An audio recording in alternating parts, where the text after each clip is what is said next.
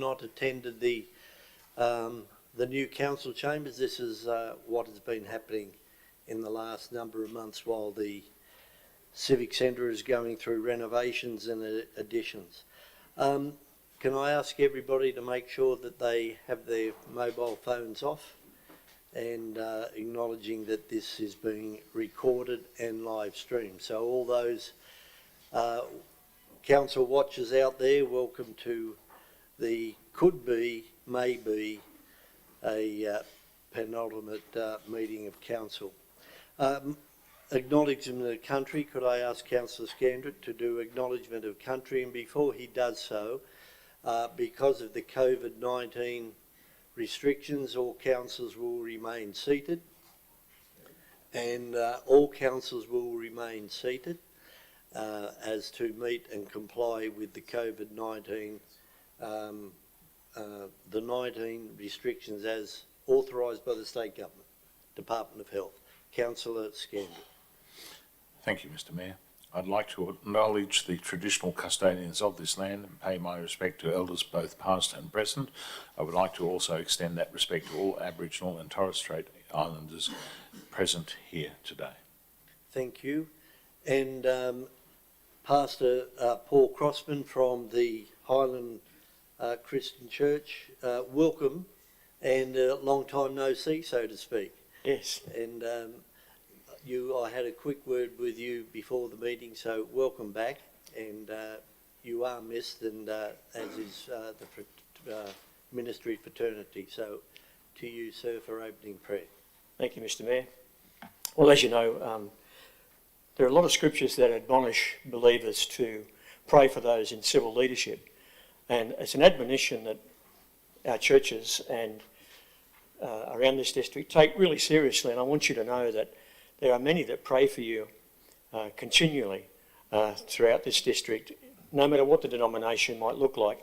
There are many that pray for this council and for its work, for the blessing of our Wingecarribee Shire. So let me continue that and just pray for us today. Lord, I just want to thank you for these men and for the staff around them who have given their time and effort for civil duty in this area. We ask your blessing. We ask you give them wisdom as they carry out that role. And Father, we commit this meeting and the meetings to come into your hand, and we ask your richest blessing in Jesus' name. Amen. Amen.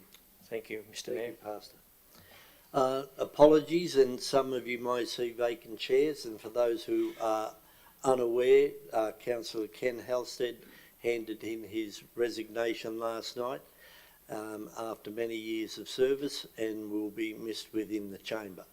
And the other, Councillor Gordon Markward, who retired last year through ill health. So there are no other apologies, so we move on to the adoption of the previous minutes held on the 24th of February. Somebody like to move for the correction that move Councillor Toole? No, I've got a question in relation to it. Well, then I'll ask somebody to move them. Move Councillor Whipper and second Councillor Nelson in the correctness of those minutes. Councillor Turland. On page 34, the closed council adopted area. If you look at page 78, and I'd like staff to respond to this, 6.17, where it says that you can only expel either a council or person from the public by resolution of the meeting. There is no resolution, so this particular statement on page 34 is incorrect under the Code of Meeting Practice, and I challenge that statement. Then Page 78 of the Code of Meeting Practice. It is to what is correct. Are the minutes correct? No, they're not correct because you didn't follow the process under the Code of Meeting Practice. So I didn't follow the process, but what is written, is that correct? No, it's not correct. Okay. You cannot expel somebody if you haven't gone by refer resolution. to Ms. Lidgard. Ms. Lidgard. Under clause 16.14 of the Code of Meeting Practice, the Chair has the power to expel a councillor from the council meeting. No resolutions required under that clause. 16.17, 16.12, if you reach 16.16, sorry, and it goes to 16.12, it gives you the three statements that should be made by the Okay, chair, required to a councillor. That has not happened. Ms. Lidgard? During that closed session, I won't talk too much about it, but there were warnings provided. The chair has the power under the Code of Meeting Practice to expel a councillor from the council meeting. I disagree with that because there's no tapes Okay. in relation to it. It was all about the $500,000 saving That- of the Barrel Memorial Hall. Thank you, No councillor answers would be Turlin. given We to are me and the discussing community. the correction of the They are minutes. wrong. I will challenge that through the process. Thank you, Mr. Mayor. Then that is then for you to challenge it through the process.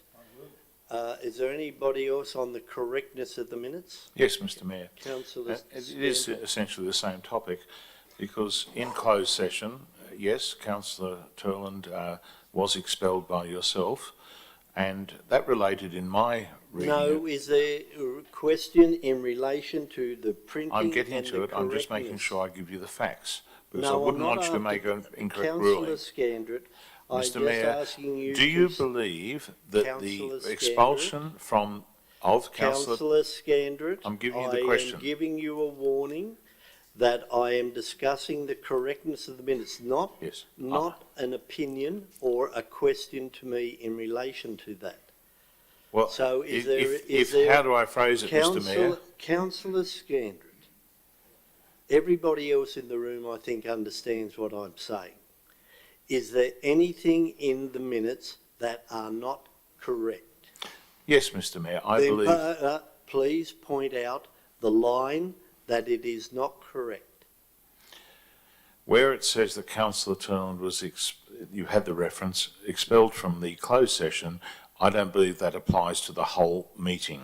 In other words, when I then- asked that he came back in, Councillor Scandrett, on the record. I believe that is not part of the minutes, it is an opinion. So if there is no further business in relation One to other the question, if I may, correctness, please. correctness of the minutes, Corrected of the minutes and a request from the staff to, on this. When you're put into the waiting room on Zoom, no, How's that that is expelling? not to do with What- the correctness well, of it's the minutes. exactly what, waiting room is not expulsion. You have no tape in relation to it. It says, it's your word against mine. Councillor No, Turlin. no, I'm councillor Turland. Yes, Councillor Turlin, we are discussing the correctness of the minutes, not the actions.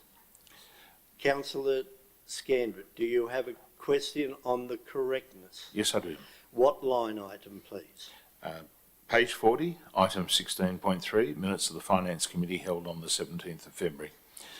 Okay, what is not correct in those minutes? Mr Mayor, at approximately 4 minutes past 8 at the last meeting, you declared the Finance Committee minutes carried. I objected to it and said it was after time. It's on the tape as after time. Do I take it now? So, Councillor do I take Scandrett- it now, sir, that No, Councillor Scandrett, again, there seems to be a problem with you okay? understanding Well, these the minutes are not question. correct according to your ruling on the night. Then point out where they are not correct as such. Because on the night you ruled that the Finance Committee minutes were approved by a majority of councillors. Now today's agenda says they're not. They're in today's agenda. Then that is it. If you disagree, then the minutes reflect Oh, what I is don't. said. I'm glad you I accepted refer- my point of order. I defer to Ms Lidgard for a comment, please, or Mr Mooney. Thank you, Mr Mayor. Given the situation that occurred at the meeting of the 24th, staff were unclear as to whether or not the minutes of the Finance Committee had been duly considered, and as such, council staff have already included those in the agenda for tonight. So they have been put back on as such. So now I will put the recommendation. All in favour, please say aye or raise your hand. Carried. We now move on to mayoral minute. There are none. Declarations of interest. Yes, Councillor Turland. Yes, item 12.5, and that is because I'm a director of a company that has an approval in 2000 for a 72-room hotel in Barrel, and it's because the Ombudsman has now made a ruling in relation to old DAs. That is the conflict that I have. Thank you. Will you declaring a non-pecuniary Pecuniary interest, I will step out and leave of the the meeting chamber? in that time Thank you. Councillor Turlin will leave the chamber and not take part in and the not be discussion. expelled. Yes. Thank you. Any other declarations of interest? Then we move on to public forum, notice of rescission motion, tender refurbishment of Barrel Memorial Hall, and Mr Julian Paver will address council against the development. Welcome, Mr Paver. Thank you. Mr Mayor, councillors, in 2015, Council made a clear and unambiguous decision to develop Barrel Memorial Hall as a concert hall. That decision was taken in order to energise that part of Barrel as an arts precinct, in a way that the hall in its existing configuration couldn't achieve. The current plans, I believe, fail to repurpose the hall sufficiently to realise that vision. The key problem with the plans lies in the fact that there are effectively two stages. We have been consistent in claiming that the current stage, with its high ceiling, wings and proscenium, is useless for the performance of music. That fact seems to be accepted by all. However, the poor acoustics that make it unsuitable for music make the performance of theatre equally difficult. In the 35 years or so that I have been rehearsing or performing in the hall, there have barely been a handful of theatrical performances.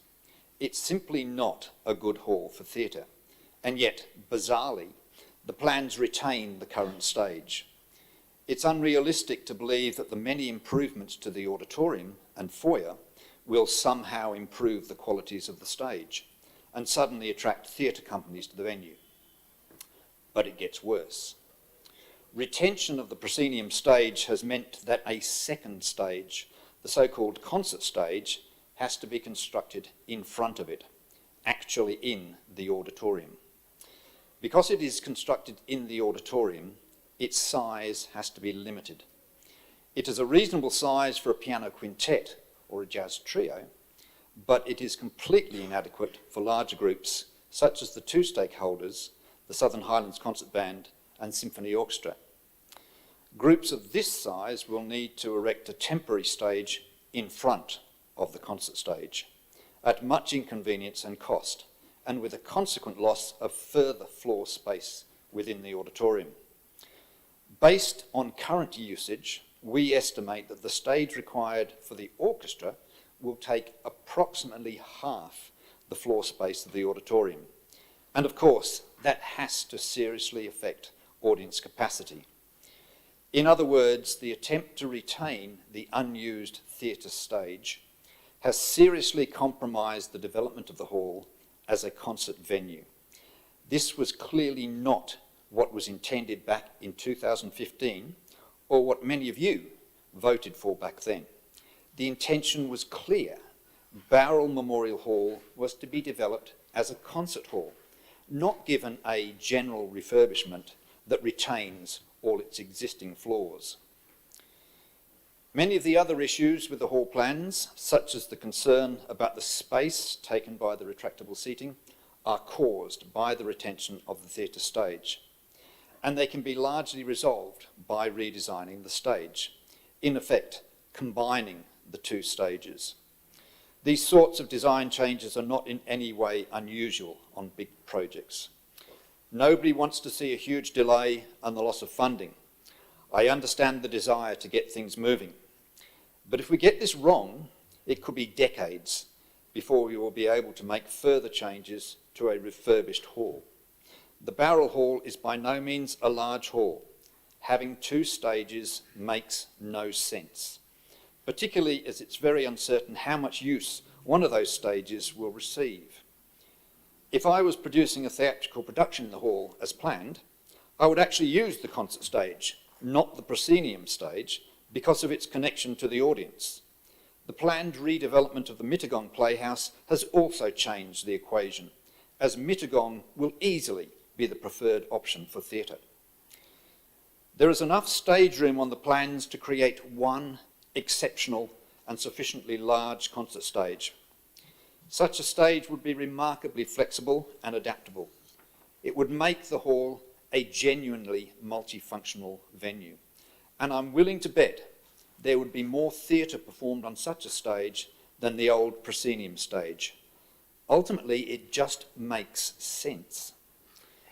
The stakeholders and council staff held a meeting last week, which I felt was generally constructive. Had a series of such meetings been held 5 years ago, we might not be where we are now. However, I believe a resolution can be reached. You are debating a rescission motion later in this meeting. I make no comment as to whether this is the best course of action. However, I do believe that my concerns about the hall mean that further consultation is important. I would urge you, please, perhaps the modification of the development that musicians would like to see could be achieved within the existing DA.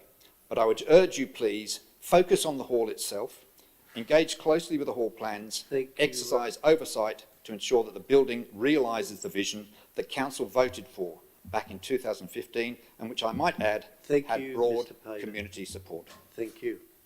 I will vacate the chair for a short time. Will you come up here, please, Mr. Burgess, and you take the chair, Councillor Andrews.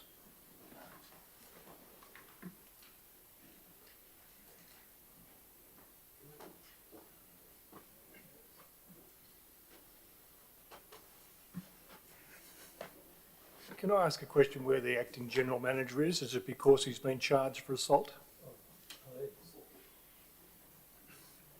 If it's been charged, if he's been charged.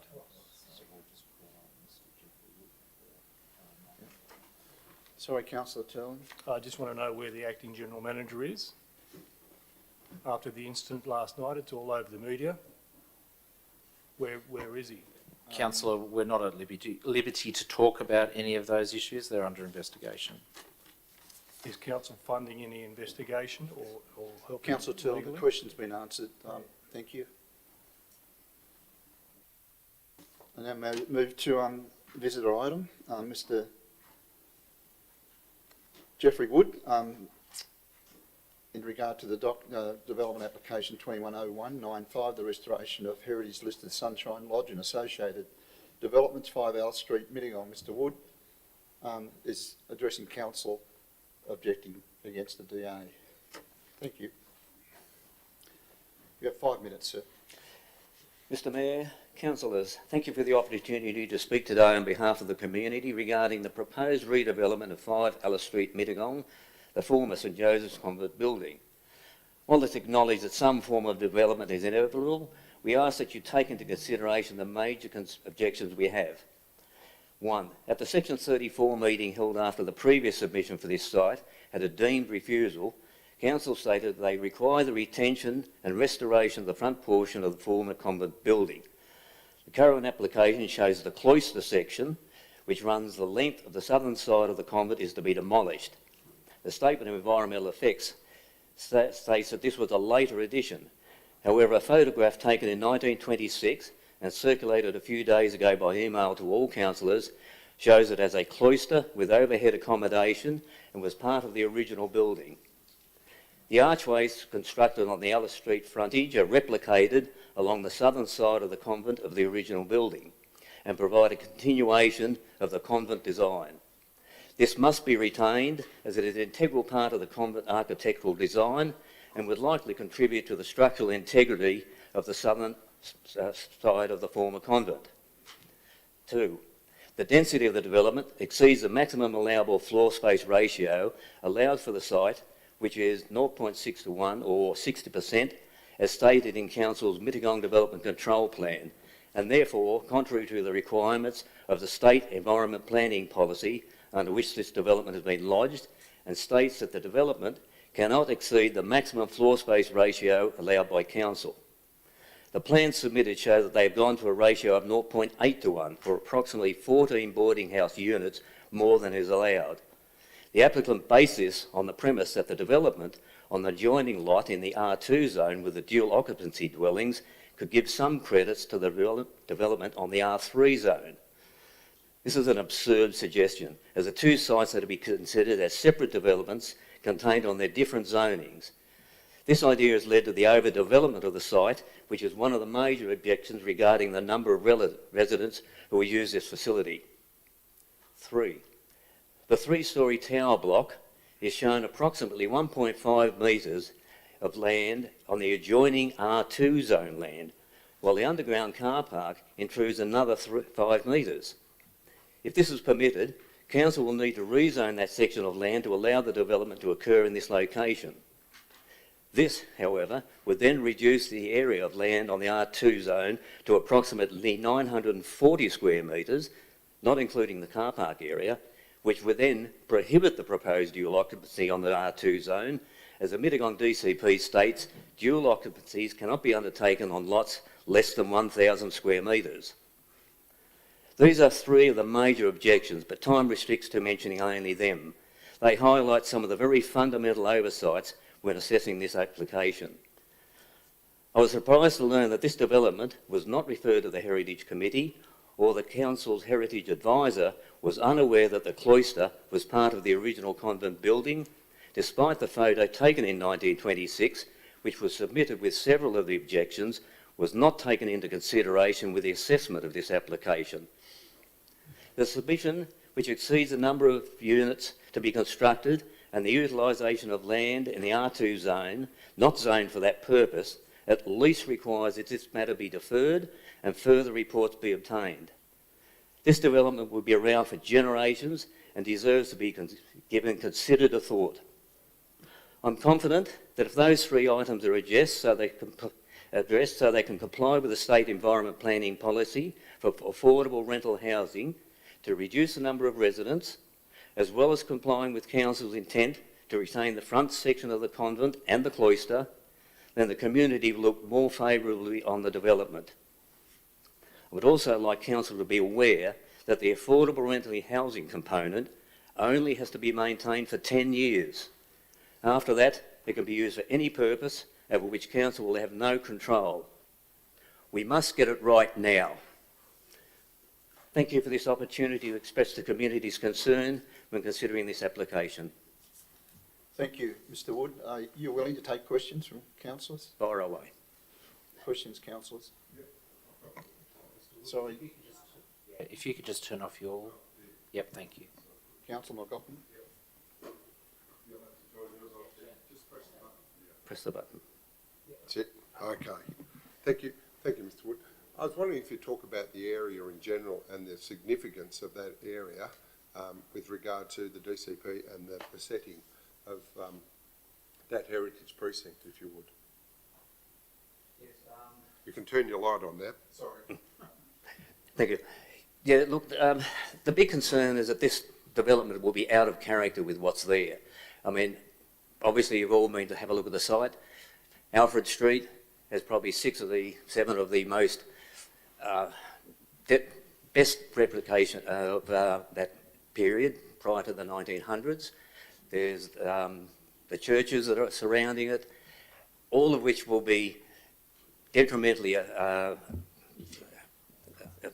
it will be detrimental to that area, having like a tower block in that convent building, plus the number of people that will be there, the traffic that generated, that will be contrary to what was there now, and basically the design really is against the intent of what we as people who own those old homes have to comply with, even as far as fencing is concerned. So I think by reducing the number could make that a better application. Thank you, Mr Wood. Questions? Councillor Yep. Nelson? Thank you. In your opinion, what's your best estimate should the applicant, and having regard to your experience, should the applicant take council to the Land and Environment Court?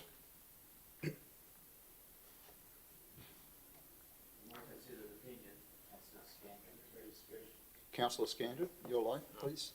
Thank you.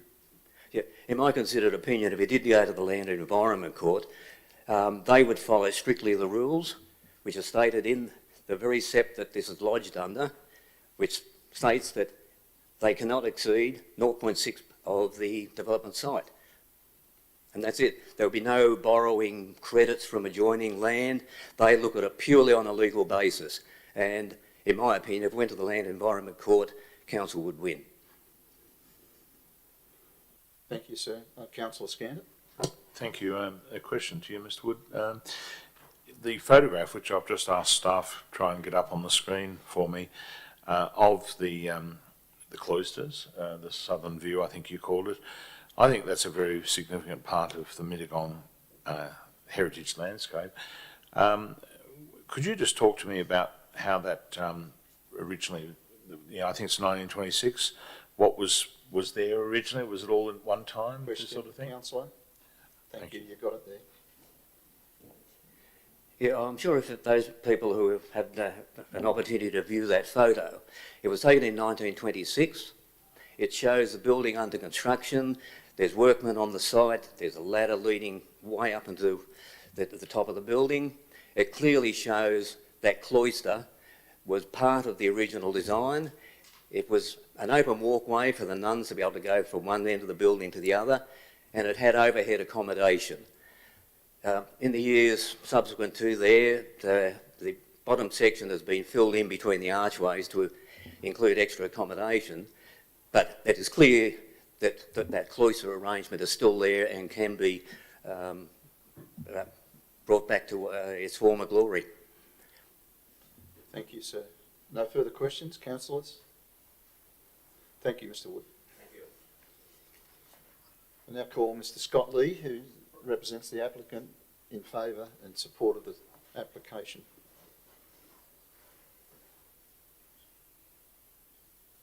Yeah, good afternoon, councillors. I'm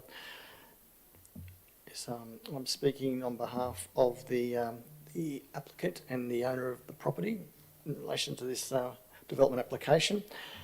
And I'm pleased to commend the officer's report and recommendation to you, a recommendation for approval.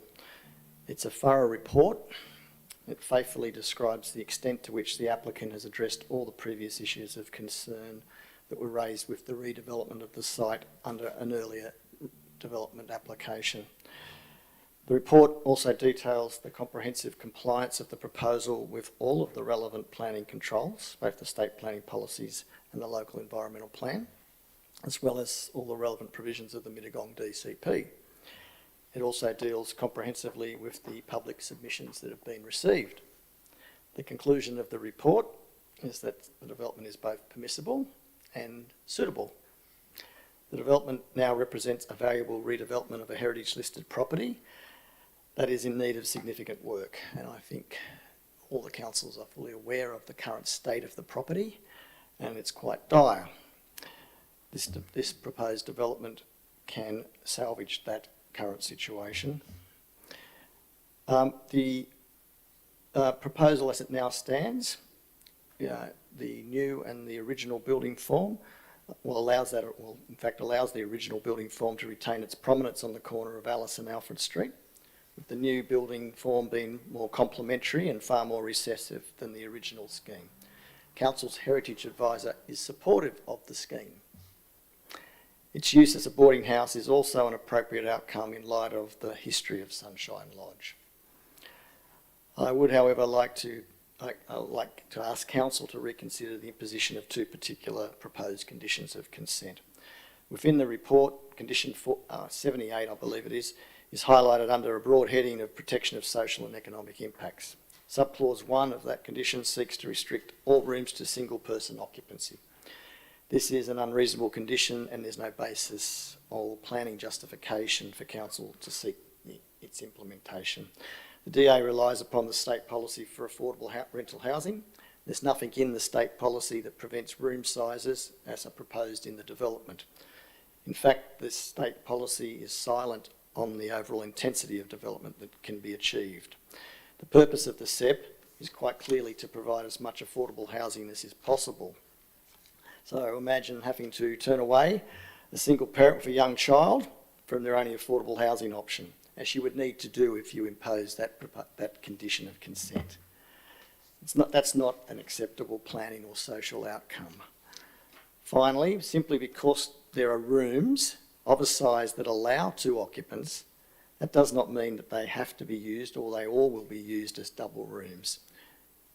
In the course of time, some will, and undoubtedly some won't be used as double rooms. The proposed condition doesn't sit within the objectives of the state policy or the EPNA Act in terms of orderly and economic development.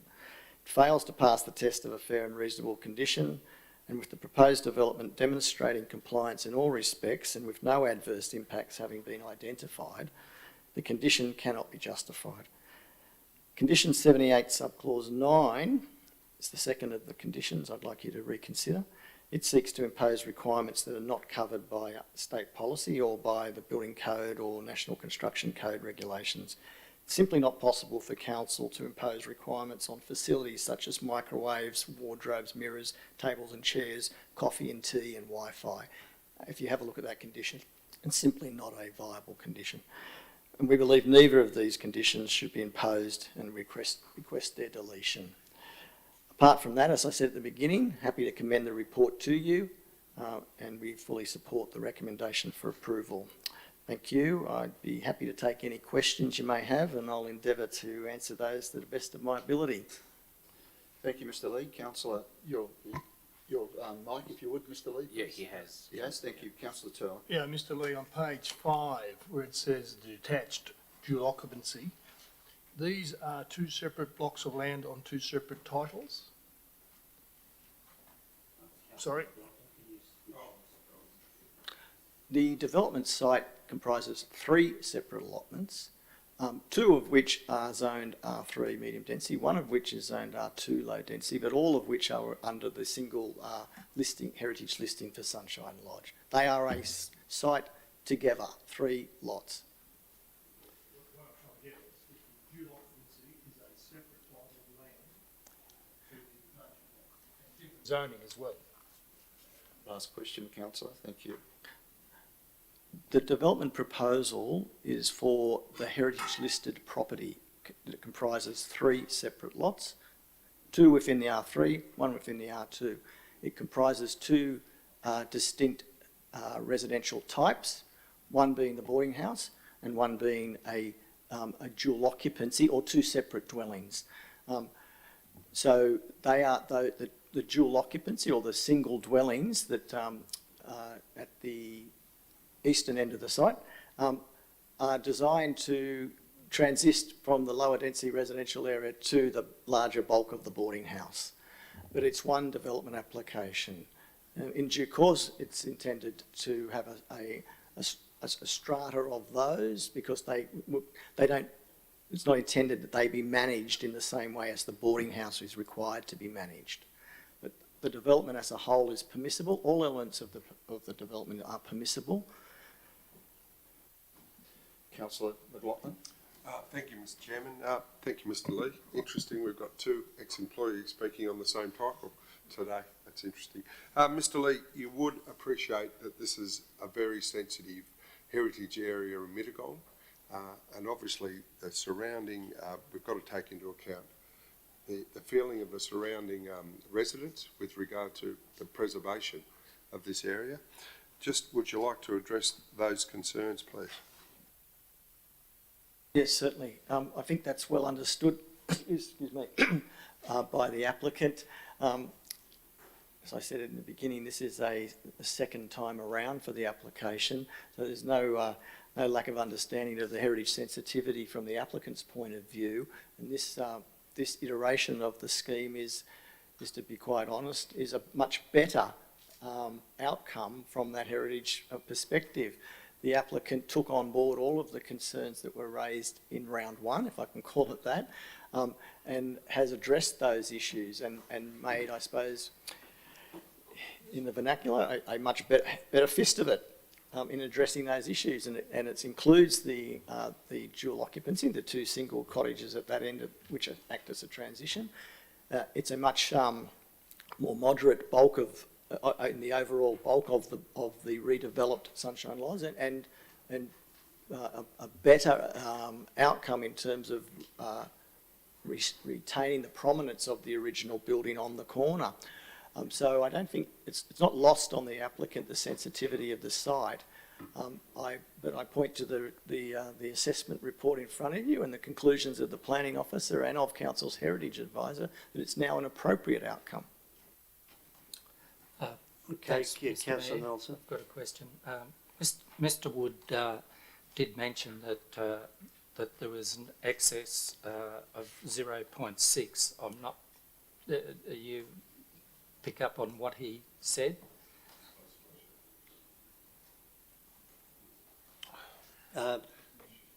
Okay, you're right. I think, yes, look, I don't have the actual council report in front of me, and I don't have my statement of environmental effects in front of me, but I think I understand what Mr Wood is referring to. My understanding is that we don't breach any of the state policies. State policy is written in a very strange sort of way. There are floor space ratios that are required or set limits, thank you. And then there are circumstances where you can gain bonus floor space ratio, and there's a combination here of two different zonings,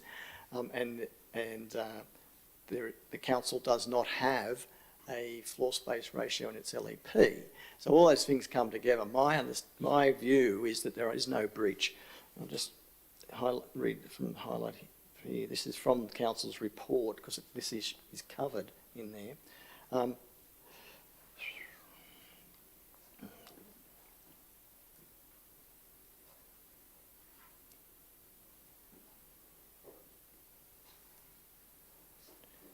Yeah, not too sure if that's answers all of the questions that Jeff has. I mean, the bottom line, I think, here is that the state policy refers to floor space ratio in environmental planning instrument. The development control plan is not an environmental planning instrument, so there is no floor space ratio development standard. It's been referred to here to give everybody some indication of the bulk of the building, but it's not a breach of the state policy, okay? That would be different if the council's LEP had floor space ratio as a development standard. There'd be a direct relationship between the state policy and what council's LEP says. That's not the case. So it becomes more of a circumstance of, is it reasonable? And if you read the report, the officer's report, it gives you the maths, and it's in terms of the floor space for the boarding house, it's 0.8 to 1. In terms of the floor space for the dual lock, it's 0.26 to 1. In terms of the floor space for the whole of the development, it's 0.62 to 1. So they're the figures that help the council and everyone else understand whether or not this building is too big or too small or somewhere in between. And those figures, in my opinion, are not in breach of the state policy, and they end up resulting in a development that is of a reasonable scale, and that's the conclusion of the planner's report. Thank you. Any other questions? Councillor Scandal. Thank you, Mr Mayor. May I ask Ms Richardson if she's got the photograph as yet? Have you been able to send that over, Mr Wood? No, so while that's coming through, Councillor Andrews. Thank you. Is there a technical problem? Councillor Scandal? Yep, Councillor Andrews. Thank you, Mr Mayor. Thank you, Mr Lee. Just briefly, the facade, not including the cloister or cloisters of the existing building, it is quite damaged, and it's been structurally held with some steel bracing at the moment. I just want you to confirm that that will be retained and redeveloped and rebuilt as such, so the facade will end up as the original building.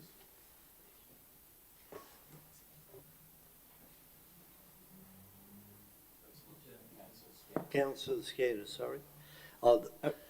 Hang on, just leave your light on. Oh, he can't. This is the new system. Turn it off? Okay. Yes, the short answer is yes, it will. That was a significant issue in the first scheme, a point of debate, if you like, or contention as to whether or not the building was salvageable from an engineering point of view. And the position originally taken by the applicant that it wasn't, and the council and its experts had queried that, and that's been reviewed, and as a result, the scheme does retain that portion of the building. But make no bones about it, it's a pretty dire situation. So it'll be, have to be done expertly, but that is certainly the proposal. Thank you. And Councillor Thank you. Scandal, Is that photograph clarification been or- received yet, please? Yes. Okay, I'll start speaking if I can just Well, you're asking a question. Yes, in relation to the photo. I'll Well, wait. yes, well, when Are the there other photo goes up, councillors? it's, Do you want to speak, it's a councillor? question to the photo. Well, in relation to the photo, I'll just wait for it to come up, Mr Mayor. That is there any other questions from any other councillor? Then, well, yes, I know councillor. I've had one, but Mr Lee did refer to a couple of clauses that he thought were shouldn't be in there, should be deleted. Conditions. So I've got the 78 subclause 9. Now that included that microwaves be included in each room. So if they're excluded, I mean microwaves seem to be an essential item nearly in every household. So I would think that if you've got somebody there, I'd need your opinion by excluding microwaves, what that would that mean, you know, what that means for everyone living there. Mr Lee? I wouldn't argue that a microwave's a handy thing to have. My point is that I don't believe it's the sort of imposition that is should be the subject of a development consent condition. If you read that condition, there's a whole list of certain things that the council simply doesn't have any prospects of enforcing. They're not planning related matters. They don't go to the heart of the permissibility of it, or the character of it, or in fact its usage as a boarding house.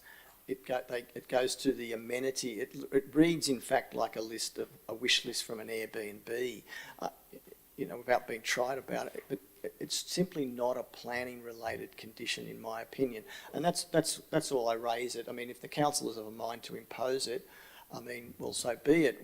We'll have to deal with the consent in the manner if one's issued in the manner it's issued, and we'll think about how best to do that. But for now, right at the moment, that is my request, that you reconsider those two conditions.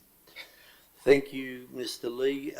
We're starting to extend this question time. Last question, I think, Councillor Turland. Yeah, it's on page 59, and it's a list of things from wardrobe, clothing, refrigerator, washing machines, ovens, microwave, dishwashers, and all the way down to the Wi-Fi.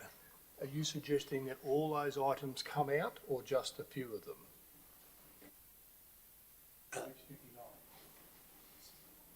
Mr Lee? Well, I think certainly some of them most definitely should, and I think others may already be covered by other pieces of legislation under different, under local government regulations. For instance, there are regulations around standards for boarding houses, and I think you'll find that some of those elements are necessary and mandatory under either building codes or the regulations under the Local Government Act.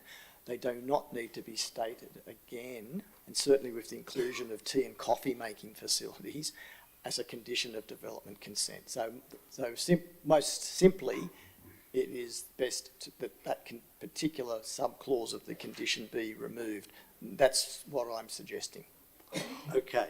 Councillor Scandred, your question. Thank you, Mr Mayor. The photo is sort of up there. If it was capable of just being touched on the little dot to stretch it, the dot on the right-hand side, that's it, and stretch it over to the right. Yeah, it's moving slowly. This photo demonstrates, it's the one that came in from the residents, the original cloisters on the building. And I do think this is a feature we need in our AV going forward. Question. And my please, question to you, Mr Lee, is with the retention of the facade and the reuse of the space within the facade, is there any reason why the retention of the cloisters could not be done on the same basis, retention and reuse? Mr Lee? Well, the way I'd answer that is that the design that's been proposed is a result of quite extensive review of the state of the building as it currently is, including significant engineering assessment, architectural, I suppose, input, and heritage input. and all of that has been discussed. That a lot of the design that we have now comes directly from all of the conversations and discussions previously, and all of the intelligence and knowledge of the technical experts, particularly the engineer and the architect. The fact that they are not there, to me, would suggest that it's not going to be a viable inclusion into the redevelopment. That's what I would say. Whether or not it's actually impossible to do that, I wouldn't go that far because I don't know. But I would say that there's been a considerable amount of thought put into how best to protect the heritage and achieve a usable building. And the result is the plans in front of you. Thank you. All right. Thank you, Mr. Lee. I'm not sure, is there a recommendation up there? I have a recommendation. Council? Yep. Oh, well, well, we can move it and second it. Please sit down. Yep. You can move it. Is there a second? What are you moving I'm first? moving a recommendation for approval. Right, so subject you're to moving conditions. the recommendation. I'm moving my recommendation. Right. A recommendation Let's I'm putting please, up. please return to your seat. I've got No, one no, around me, please, Mr. councillor. Huh? Right, your recommendation, and then we'll have staff introduction. Okay. Thank you. Okay. The recommendation for approval is that the entire front facade of the original convent building and the section of the cloister running to the rear section of the convent, which is proposed to be demolished, to be retained and restored. That the maximum floor level ratio of the development proposed within the R3 zone is to comply with the provisions of the State Environment Heritage Planning, Affordable Rental Housing 2009, Division 3, Clause 29. And Council's Mittagong Development Control Plan, which sets a maximum floor space ratio of 0.6 to 1, be applied. And the applicant resolved to Council's satisfaction that the use of the portion of the land located in the R2 zone, which is to be utilised by the development on the adjoining lot of R3 zone. Thank you, Mr. Mayor. Have I got a Okay, seconder? seconded by councillor Whipper. Now we'll have an introduction. No. Councillor, if you wish to move an amendment or ask a question, we will do it. I have a motion. Mr. Mayor, I want to second the motion and my light was straight there. I'd like you to respect that. Okay, then if that be the case, councillor Whipper, would you allow what? Thank you. So you have the right to second the motion. Councillor Whipper has withdrawn his seconder. Thank you, Mr. Mayor. Can I have a introduction from the staff, please, through you, Acting General Manager? Mr Wilton? Through the Chair, the purpose of this report is consider a application 210195, which seeks development consent for the purposes of a boarding house and dual occupancy development at the Sunshine Lodge, 5 Alice Street and 56 Alfred Street, Mittagong. Councillors recall the history of this site, particularly that the main building structure to 5 Alice Street, Mittagong, was constructed in 1926 as a convent and boarding school run by the Catholic Church, with most recent use of the facility as a boarding house facility, established in the 1970s, known as Sunshine Lodge. In 2013, the building was badly damaged as a result of a fire, whilst it was undergoing refurbishment, and has also been abandoned since that time and has remained in its current state for approximately almost 8 years. In May 2018, a development application was lodged under DA 180539, which sought consent to demolish the existing building on the site and construct a new building containing residential flat buildings of 14 units, a boarding house containing 29 individual rooms over a basement car park. The application was predicated on the building being structurally compromised and unable to be restored and reused. Accordingly, it was to be demolished. Council did not support the application and the matter was referred to a Class 1 challenge in the New South Wales Land Environment Court. During the Section 34 proceedings, the applicant amended the design to accommodate Council's contentions relating to the development, particularly relating to heritage concerns and also the preservation of the existing building. As the amended design addressed Council's contentions, the amendments were so significant that they could not be considered under the current development application, and a new DA was required to be lodged and the proceedings were subsequently withdrawn. The merits of the current proposal seek to provide a boarding house facility and a detached dual occupancy development with basement parking for 22 cars, 10 motorbikes, 10 bicycles, with a total of 25 car spaces will be provided with 3 at grade. The development seeks to retain the Sunshine Lodge building whilst constructing a boarding house consisting of 48 single boarding house rooms with a site manager's unit, communal lounge and basement parking. The detached dual occupancy development consists of 2 dwellings, each with 3 bedrooms, 2 bathrooms and 1 access from Alfred Lane and the other from Alfred Street, Mittagong. The proposed buildings have been set back behind the main building to ensure appropriate landscaped areas and also to protect the local heritage setting of the main actual building. The site is split zone between R3 to the front and also R2 to the rear of the site, and the proposal seeks to utilise the provisions of the State Environment Planning Policy, Affordable Rental Housing 2009, and demonstrates compliance with the prescriptive controls of that set.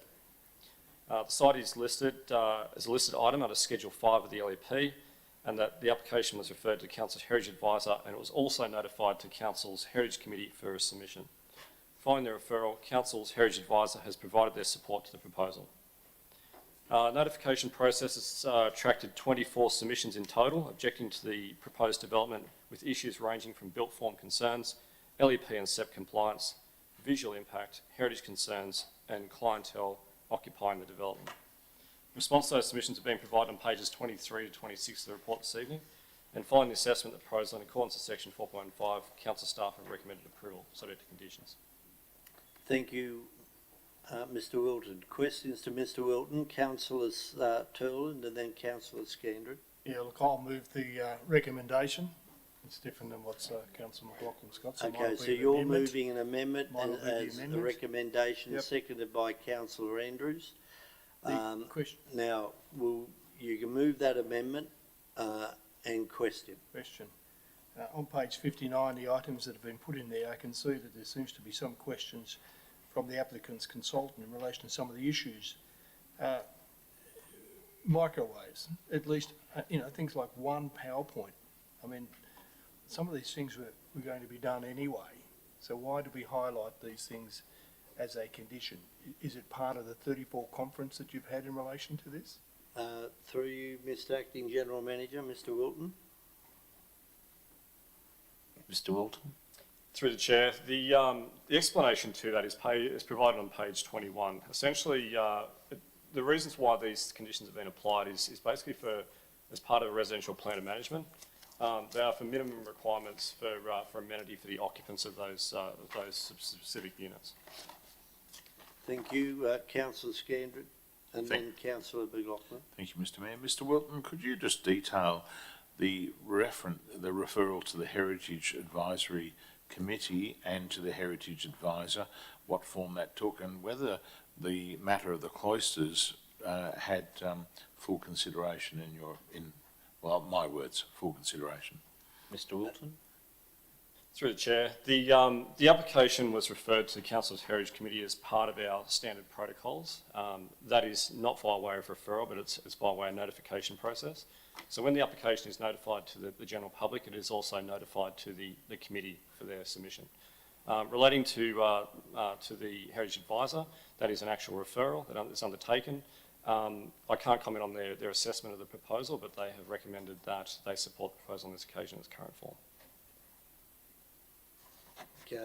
Councillor McLaughlin. Thank you. My question follows on from Councillor Scandred, really.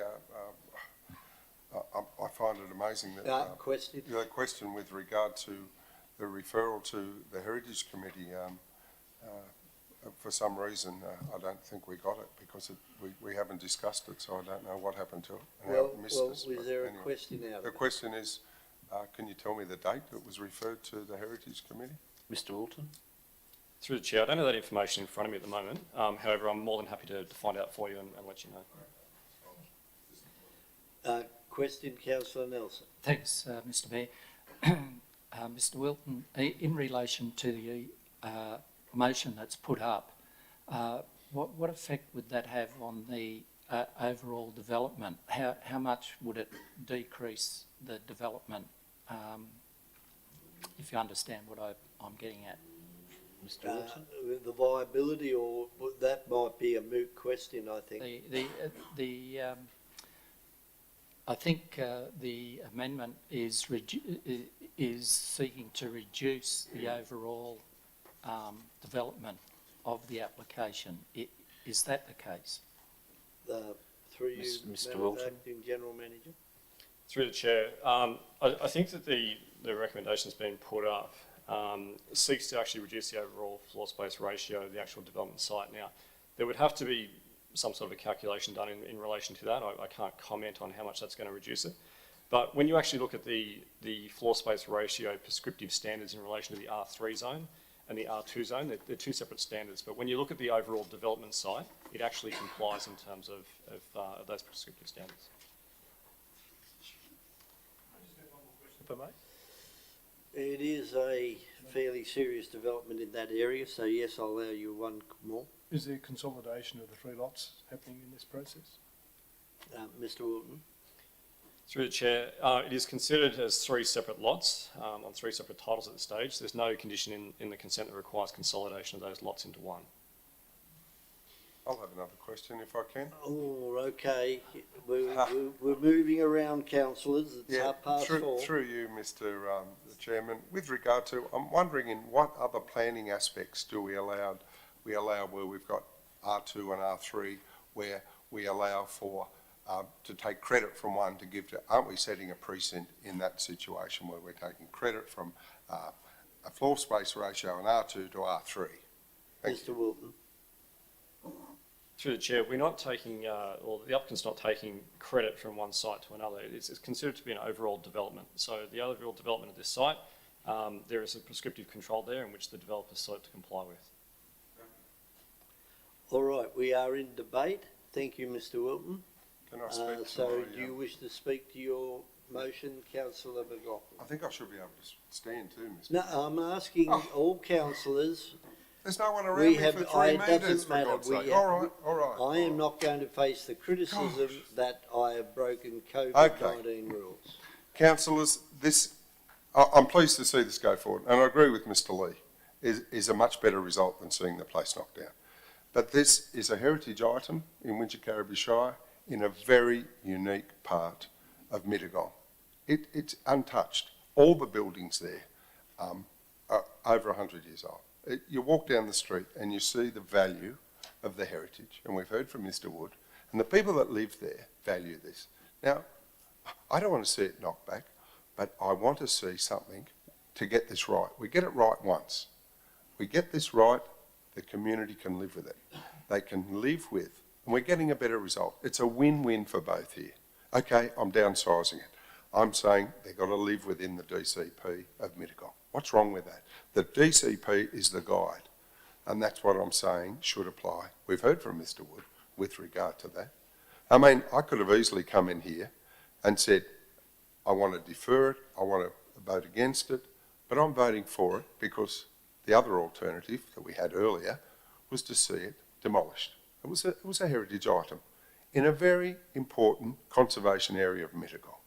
Now, we've got to listen to the locals. We've got to listen to the people who are going to live with this. Now, it is a boarding house, Mr. Mayor, right on their doorstep. And we've heard Mr. Lee say, going from one person per room, go to two. The impact that that is going to have on that area is massive. Now, this is imposed on us by the state government. We've had no say on that. Boarding houses now, they've said they're compliant. It's complying with the rules and the regulations of that set. And I'm saying, all I'm saying now is that's fine, but let's keep the floor space ratio as our DCP intended. And Mr. Mayor, if we do that, I think we have the support of the community, and I think the proponent can live with that. Okay, I'm downsizing it. Maybe it's 14 units.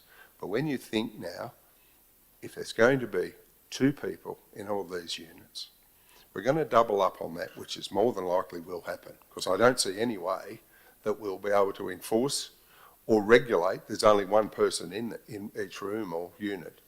So what I'm saying to you, councillors, we've got the opportunity to get this right tonight. The community can live with this. It'll be a good result. It can be a good result to see this going forward and a development that's reasonable, not oversized, not massive, not something that breaks our DCP area and leaves us with a huge blot on the landscape in a unique heritage area of Mittagong. So I'm asking you, councillors, you know, they can argue the toss on this. They can take us to the Land and Environment Court, but we've said yes. I'm saying yes to the development, but we size it accordingly. Thank you. Speakers against the motion. Councillor Tell. On page 9, it's quite clear at the third last paragraph, and it says, when combining the boarding house and dual occupancy dwelling, it has a total floor area of 1891 metres. Therefore, the total site of 3,036 metres is equal to a floor space ratio of 0.621. That is only 0.1 difference than that's up there at the moment on the screen. So, in compared to the motion. Look, is this acceptable? Please, You know the rules. Please, Is this councillors, acceptable or not? please, councillors, allow and do not interrupt. Can you pull your microphone down a little bit? Thank you. So it's clear on page 9, it says that it is only 0.1 difference than what Councillor McLaughlin has put forward. It is totally supported by council staff and all areas of the DCP, the LEP and the government guidelines. Remember, DCPs are only guidelines, they're not law. LEP is the law. If reading this is correct, and it seems to be, that's how the council staff have assessed the approval, I would think it just needs to be approved as it is, and the only thing that the applicant would have to do is put a 455 variation to remove the microwave and the tea facilities within the development. Thank you. Before you speak, Councillor Scandrett, the proposal was notified to the Heritage Committee on the 27th of August 2020. There is notation here, 26th of the 8/20 to the 30th of the 9/20. I assume that was the time that it was out, right? So that was it. Councillor Scandrett. Mr Mayor, this is a very significant building. Now, I don't live in Mittagong, like a couple of councillors, but I do have a very strong sense of that area, and of course it's named with a lot of British heritage. And this convent, as it originally was, is a very significant building. We were all concerned when it burnt down, but my concerns were not only the heritage of the district, but also the occupants of the building. And a number of us will remember people such as Billy, who then was moved to Goulburn, to the old hospital there. It was a loss of character, heritage character, everyone, because those people were part of the heritage of Mittagong. And of course, as I said in the pre-briefing today, affordability is a big issue now in this shire. So yes, some of those units might end up with single people, but some of them might end up with single people who are single parents. There might be quite an interesting mix come through here, but the bottom line is it's got to be affordable and it's got to respect the heritage of the original area. I'm concerned that for some reason the Heritage Committee did not respond to this. I'm concerned that that picture, that photo that I tried to put up before, hasn't appeared in the report, where it's obviously a key indicator of the original building under construction in 1926. I'm concerned that local heritage is being again ignored. We've had boarding houses under complying development, Mr Mayor, pushed through in Mittagong. There's more to come. And yet here is one of the most probably dominant and important ones, and it doesn't reflect the original character of the building. So I'm just saying to councillors, please consider our motion. I hear the point that there's only micro on the ratio, but I do think the heritage is significant. Thank you. Are there any other speakers? Okay. Somebody? Thank you, Mr Mayor. Councillor Andrews. I'm talking in favour of the amendment, the recommendation by staff. The applicant first brought this to council's attention in May, as it's been presented by staff, May 2018. That application has been also mentioned by Mr. Lee, included the demolishment of the existing building, and it is and still it was and it still is in a sad state. To the applicant's credit, through instruction from the Land Environment Court Section 34 meeting with both the community or the neighbours in particular, the objectors and council staff, planning staff, the applicant made significant compromise and changes to ensure the saving and inclusion of the facade and the building as it stands at this moment. And it is in quite a sad state, but they've agreed to do that, which was a massive move by them. The cloister itself was, as part of this application, and it's been mentioned about 4 times tonight, that the council's heritage advisor did not, I quote, raise an issue with it.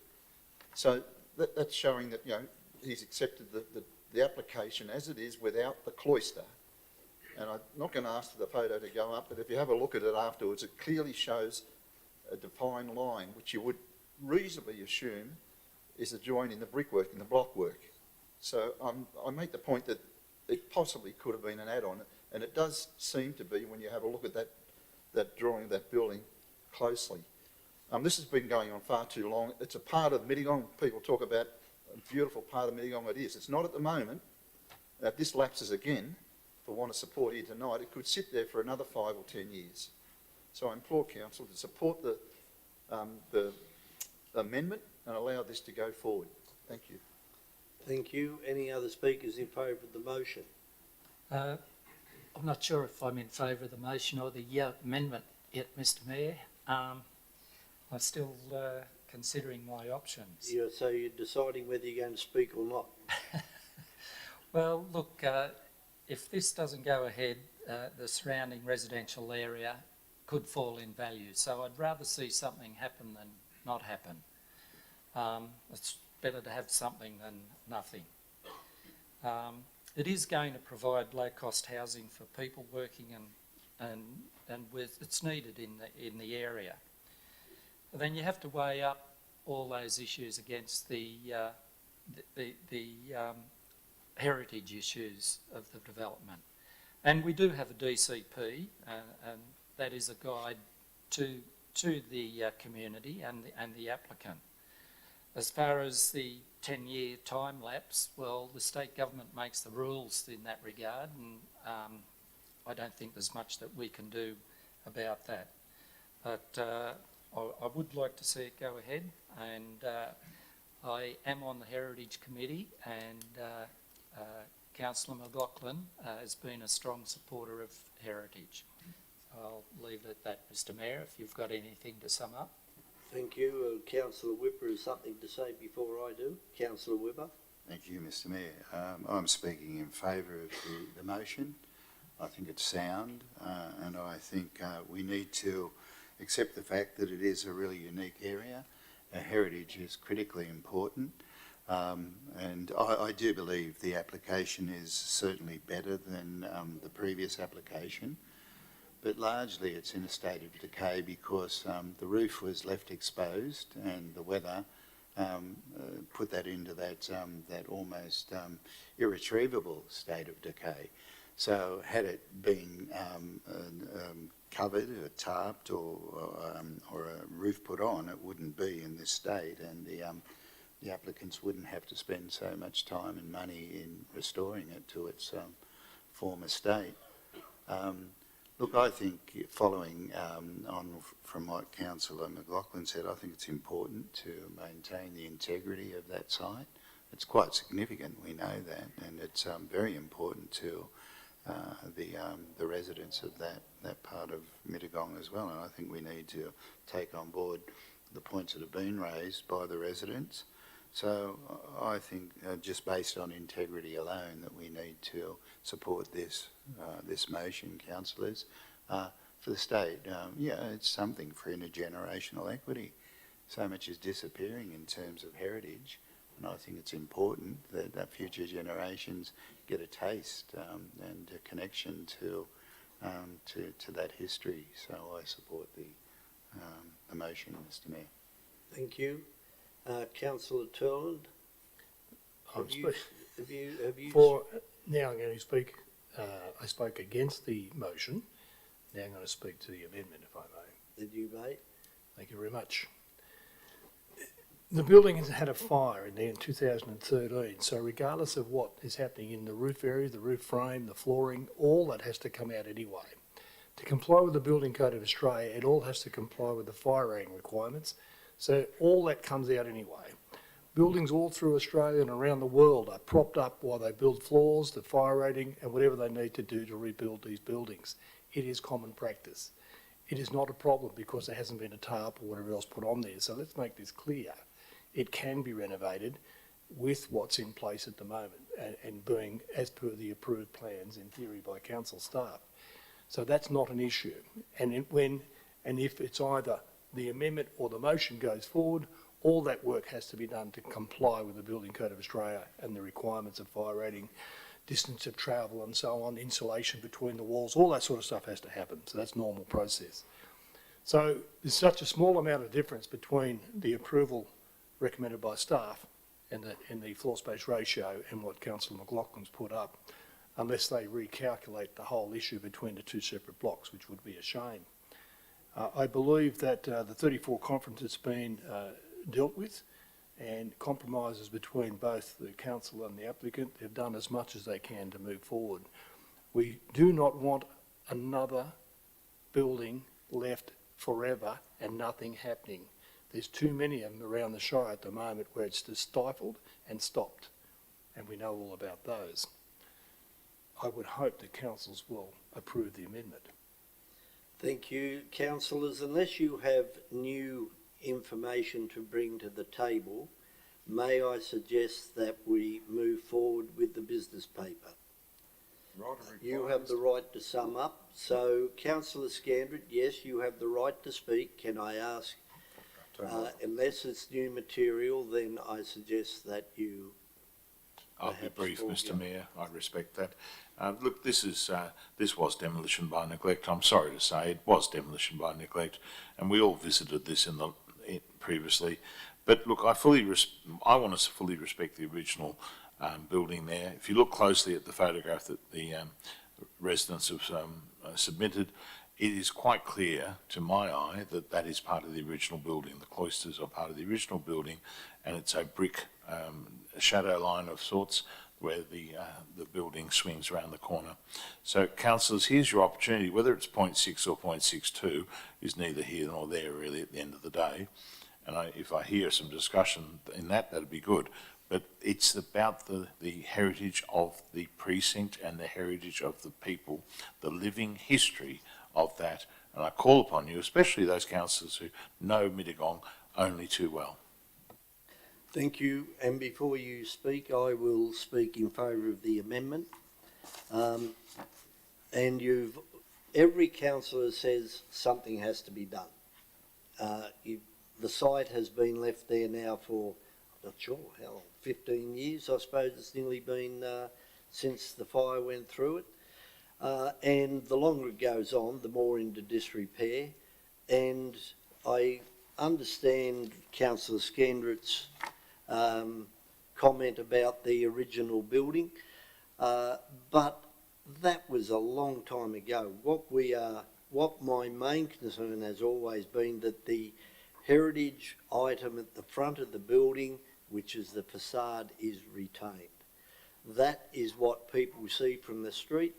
That is what people remember the building. They don't remember necessarily the side walls, but they do remember the facade. So the other thing comes into it then is the viability, reducing floor areas, it still complies, it still meets all the conditions that council staff have looked at. So I'll be supporting the amendment and realising that all councils recognise that something has to be done with the site. Councillor McLaughlin. Thank you very much, Mr. Mayor. And look, I do remember walking around that building with Councillor Turlin, and I defer to his expertise in the building, because as we walked around that building when there was a proposal to knock it down, he said this is structurally sound. I think so did Councillor Andrews with his knowledge of structural stuff. So we knew the building could be saved, and this is a good thing to do it. It was unfortunate, and I believe the fire report suggested it was suspicious, the fire. And I think council put a requirement that the heritage item would have its roof covered. What happened? Did never happen. It just shows, you know, how much power we have as a council. Give a direction, it never happened. I guess I'm really addressing this to Councillor Nelson to see if I can sway him over on this one, because, look, I'm not saying it, I'm saying it will go ahead, and that's why I've put it up for approval. But this is something that the community can live with, and I think I can live with, and this council can live with. We get one chance to get it right. Let's get it right. Let's reduce this, even though Councillor Turlin said, look, we're only talking about 0.1. I think it's more than that. I think Mr Woods worked out, if you put the two together and you look at the overall, it's more like 0.8. So this floor place ratio is 80% of the land, not 60%, more like 80%. So that's a massive impost on that. And you think about this community, you're putting in, and I know it's required, we all know we need affordable housing and we need accommodation for people, single parents, all that, that's fine. But this is an impost on that community, a community that hasn't had, you know, we've only seen these in the last few years, where boarding houses are imposed in areas that are, you know, within a certain distance to the facilities of the main street. So we know it complies there. We want to see the building done. We want to see it all go ahead.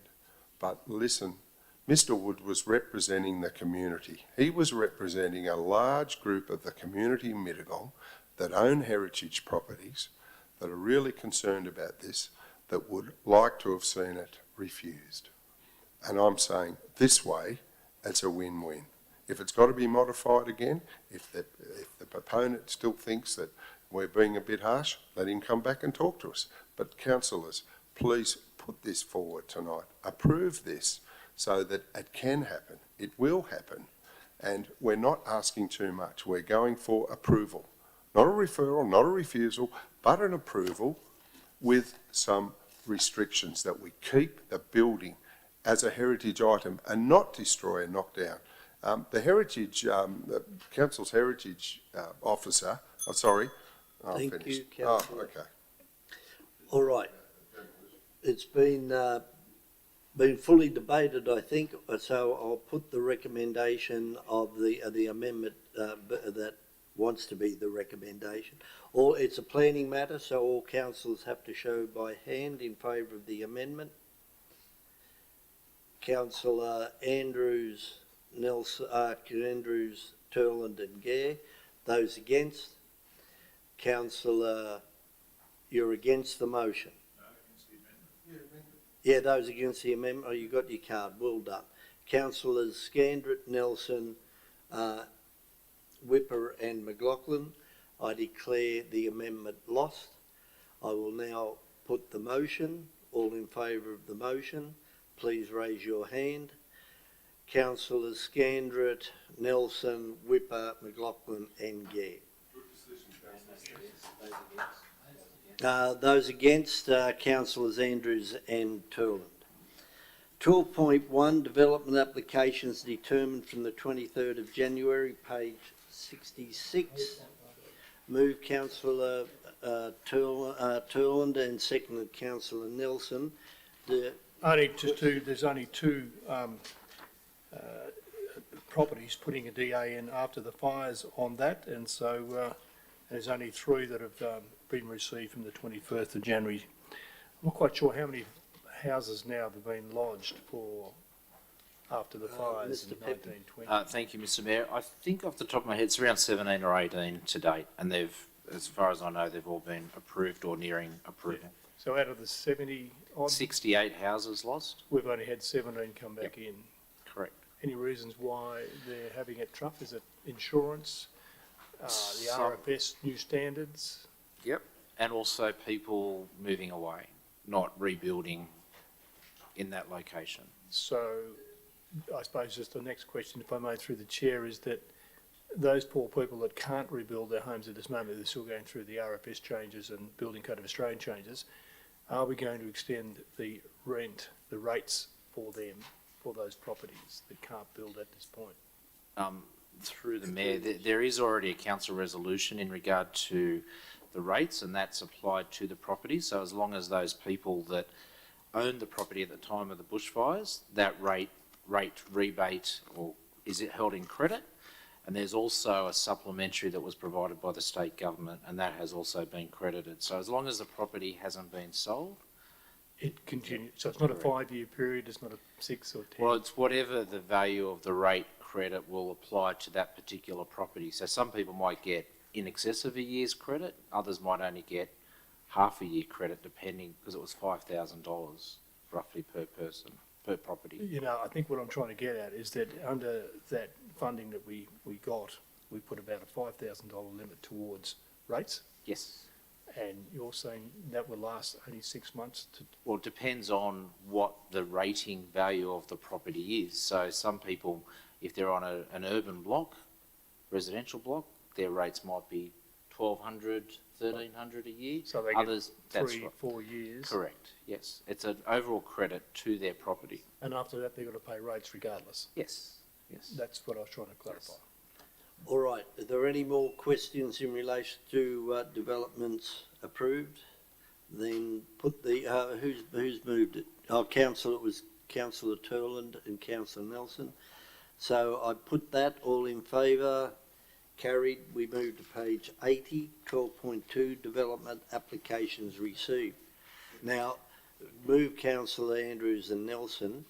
Now, the recommendation, there has been call-ups, I think, or item numbers. Yes.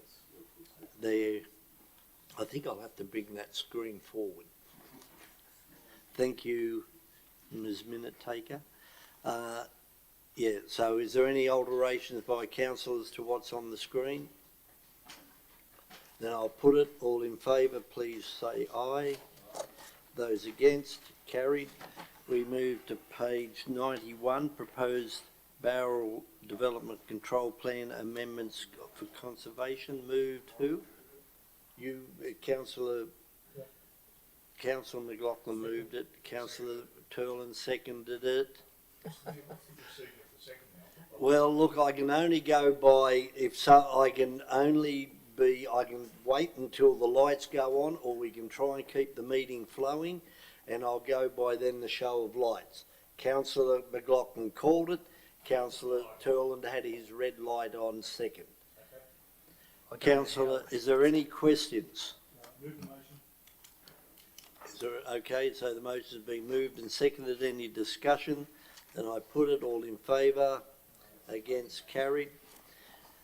12.4, planning proposals, provisions relating to secondary dwellings in rural zones. Do we do introduction? Now, before I go for an introduction, I would like a mover or a seconder. Move, councillor Turland. You turned your light off, councillor Scandrett, and it was seconded by councillor McLaughlin. Okay. Introduction. Amendment, Mr Mayor. Okay, we'll have the introduction initially. Thank you.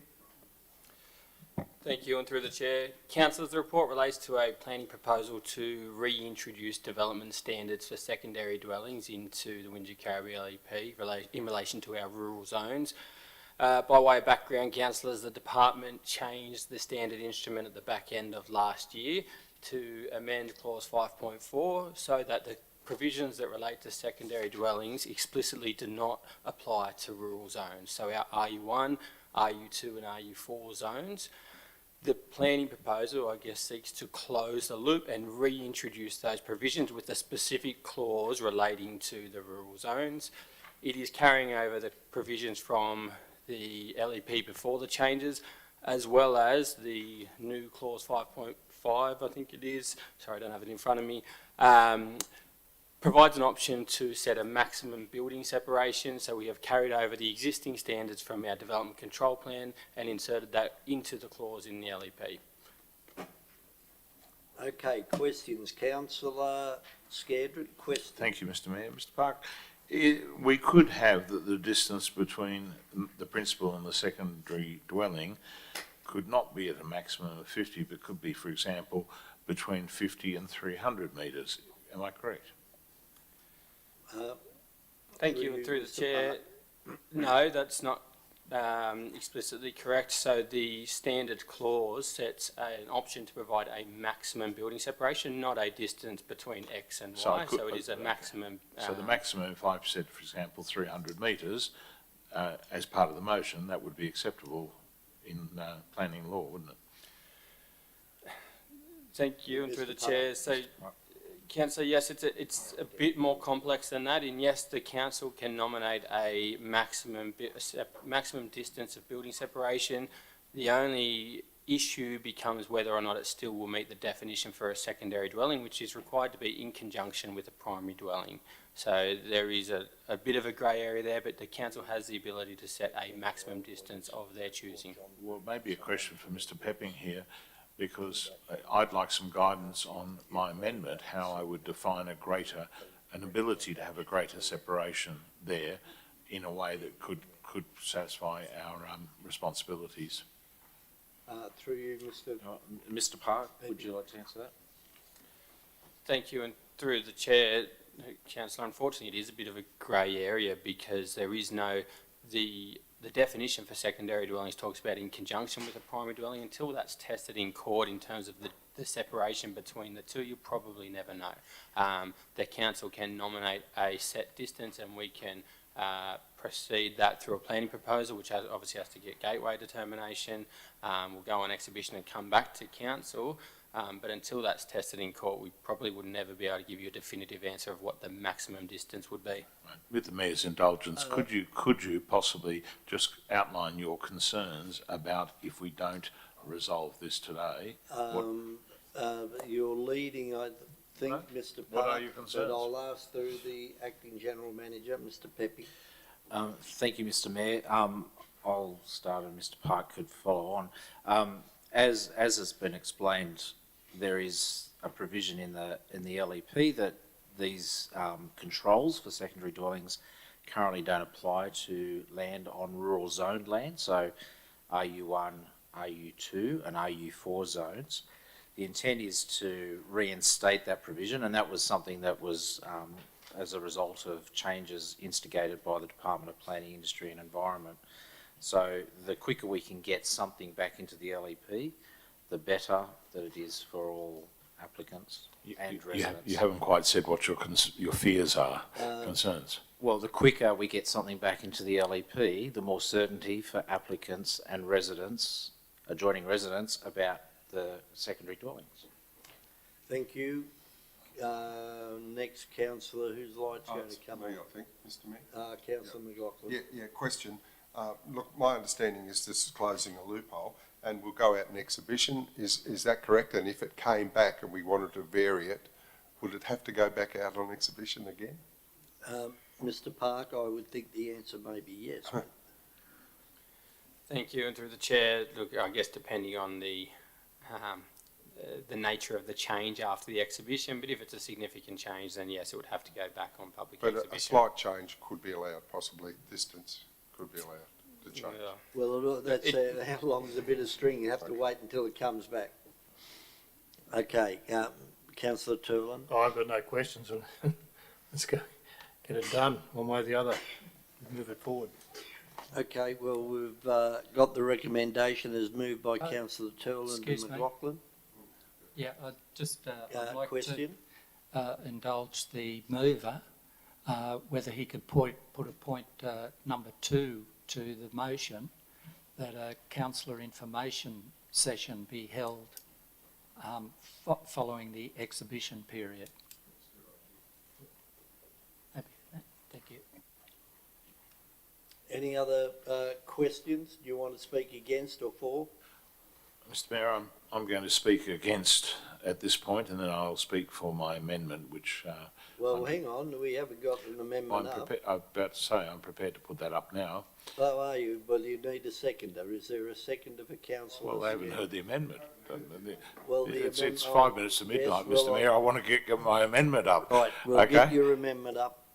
My amendment is the matter be deferred pending advice from government on how to describe a suitable separation, maximum separation, I guess. So that's Okay, is that any more wording to that? I'll be guided by the staff if that would covers what I've been speaking about. Fair enough. Do you have a seconder for that recommendation, the amendment? I'll see, Mr Mayor. I'm the only one who lives on rural acreage, and No, no, I'm not asking where you live. Seconded by councillor McLaughlin. Right. Thank you. Now I'll speak against the motion, please, Mr Mayor. Yes, you can. Well, you better. I would like you to speak to your amendment first. Okay, well, I'll do that. Councillors, this, of course, is all about our economic development in this shire. One of the outcomes of both the Economic Development and Tourism Committee and then, of course, the workshops we held. Excuse me, I must interrupt, and I don't like interrupting, but I do notice that councillor McLaughlin has moved the recommendation and the amendment. Which one are you going to take out? I'll take off the motion, we'll leave it on the amendment. So you're withdrawing your moving, and that'll be seconded now by councillor Nelson. So councillor McLaughlin has been removed as the... Yeah, that's No, Yes, that's right. Yep. Right, so continue on, councillor Scandrick. thank you, Mr Mayor.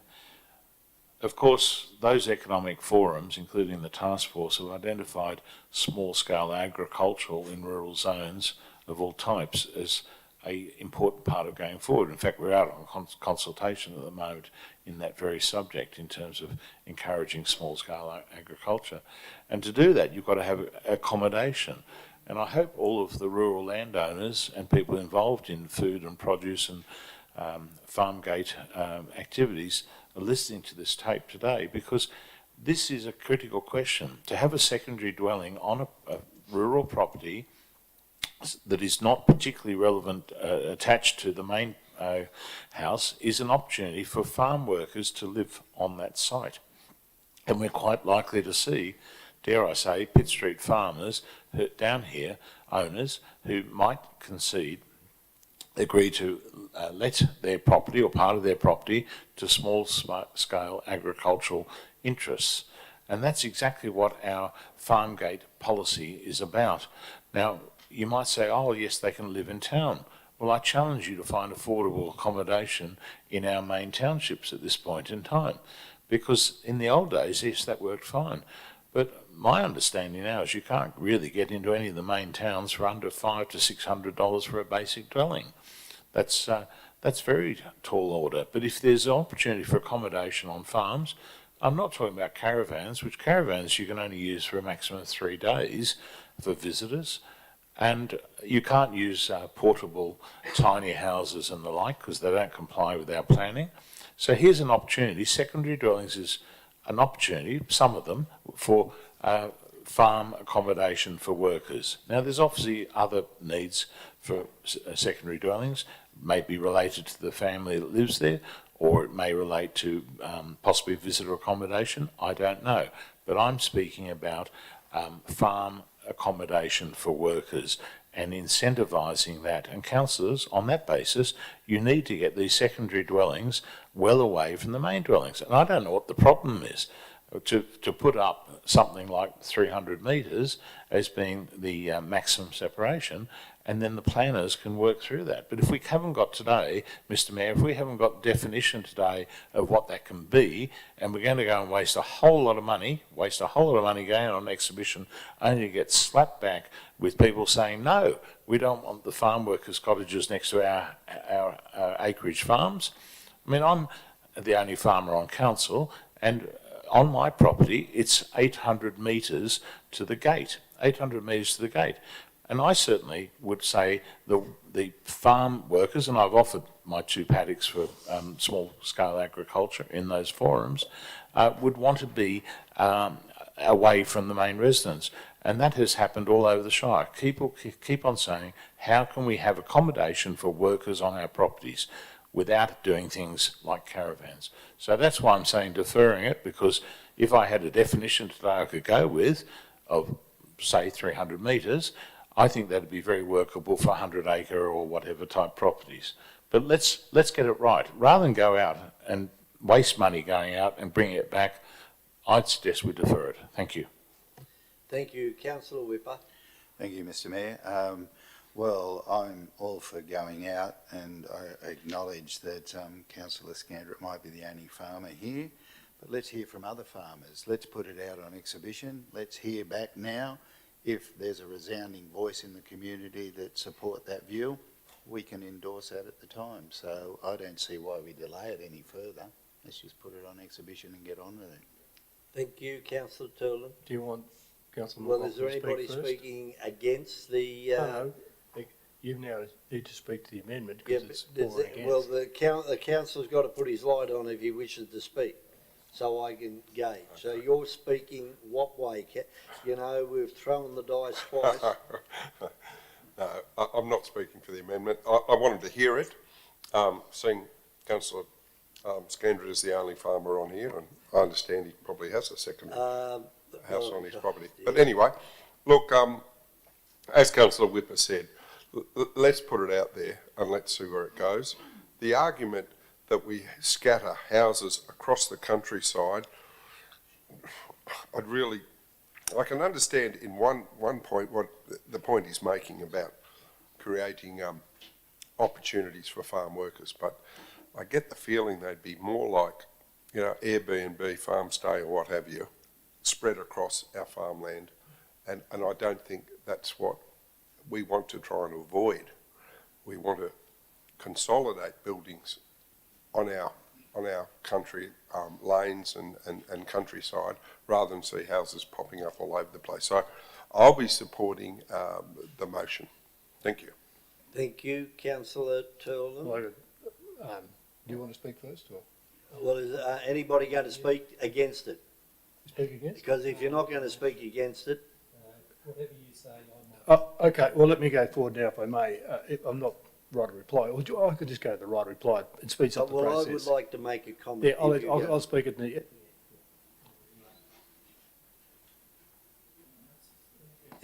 Councillor Scandrett, you're going to speak for the Against the motion, Mr Mayor. against the motion now. And of course, Mr Mayor, one of the things, with the greatest respect to Councillor Whipper, going out on exhibition twice on this matter is a waste of money. Now, it was only thrown up yesterday that this council's been wasting over $600,000 recently. Well, I challenge whatever that is. But on this case, why are we putting the staff through a whole workload? Why don't we get it right in the first place and then go out on exhibition and not have to do it twice? There are over 1,000 concessional lots in this shire, we were advised earlier today. Concessional lots being 5-acre subdivisions in the 80s and 90s that were to assist farmers in some economic need. And of course, on those concessional lots, what the staff are proposing is entirely reasonable because they're only 5 acres. But I'm saying it's these larger ones that have the ability to do agriculture, and we've been banging the drum on about small-scale agriculture being the future of this shire, keeping the 100-acre lot rules and so on, our water shire, our garden shire. This is why we need to defer this, councillors. We need to do that, and the motion is not appropriate to just bang it out there and hope like hell it goes through. Look, the staff have said today that they can't give definitive advice, that's my words, I guess, on what sort of minimum and maximum we could have. I would like that advice. Bring it back to another meeting. Thank you, Mr Mayor. Thank you, Councillor Nelson. Yeah, look, speaking for the motion, Mr Mayor, I thought that was a low blow to accuse council of wasting money. If we don't move with the motion, we need to stop a loophole, and if we don't give certainty through the motion, then the council will be inundated with applications from landowners, which will waste staff time in trying to process them, and they'll all be coming back to council. So we need to provide that certainty and move forward. Thank you. And before you write a reply, Councillor McLaughlin made a very pertinent comment that he probably may not have appreciated, and that is keeping the ambience of the area. And he made the comment about more houses popping up on large rural properties. And the whole thing that is so attractive about the Highlands is that we maintain the rural ambience, at which so many coastal shires or more populated shires have let go. And you go house after house after house. And the other thing, I can smell subdivision here. You build a house on 100 acres down the back corner, and 5 years later the property sells or whatever, and oh, we can subdivide this property into 2 40-acre blocks or 45-acre blocks and have a house on each. So there is a reason in planning sometimes, and this is one reason. It will help maintain the ambience, and it will help maintain that there'll be less subdivision on a larger rural property. And on the other side, Councillor Scandrett, that is why one of my first motions was to bring in the banning of 5-acre blocks. And that, I believe, has helped protect the ambience of the area. Councillor Turlin, you're summing up. Yeah, just a question to the staff, mate. What is the minimum size subdivision that's allowed? I know what it is, but I'm asking you the question. Yes, through the chair, in the rural areas, it's 100 acres or 40 hectares. Correct. So you can't actually split up 100 acres into 2 lots. That's correct. Okay. Yeah, okay. What I was going to say is that anybody in the whole Shire can build a 60 square metre home at any time they wish in their back block. 60 square metres is the minimum lot size or for a dwelling. It can start to build them now. It's allowed under the system here today. No changes. What you've got at the moment is nobody makes money in this district on farmland. It is nearly impossible. Councillor Scandrett is the only farmer, I think he has 17 calves a year go to the sale, maybe 20. 20 calves don't pay for the rates, let alone the feed. Workers do not live in farmland anymore. They live in the town. They can't afford it. They'd rather be in town and do other things with their wife and their children and everything else than live on a farm that's 40 k's out to no man's land. It does not happen. There is no such thing as farm workers now. They live in the towns. So the issue here is quite simple. We are getting the LEP changed. We're putting it out to the public for their decision, and I believe it'll all come back, tick the boxes, let's move forward. It is something that needs to happen. This is why council staff have brought it to the table for us to decide to put it out onto exhibition. So as far as I'm concerned, we need to move forward and deal with it quickly and efficiently. Okay, so we've had the summing up. All in favour of the amendment is moved by Councillor Scandrett and seconded by Councillor McLaughlin. All please, the planning matter, so please raise your hand. Councillor Scandrett. All those against? The rest of the councillors, so I declare the amendment lost. I put the motion. All in favour of the motion, please raise your hand. Voting pattern against. Voting pattern the same way. We move to 103, 12.5, New South Wales Ombudsman's Determination and Final Report of Investigation. Do you need an introduction?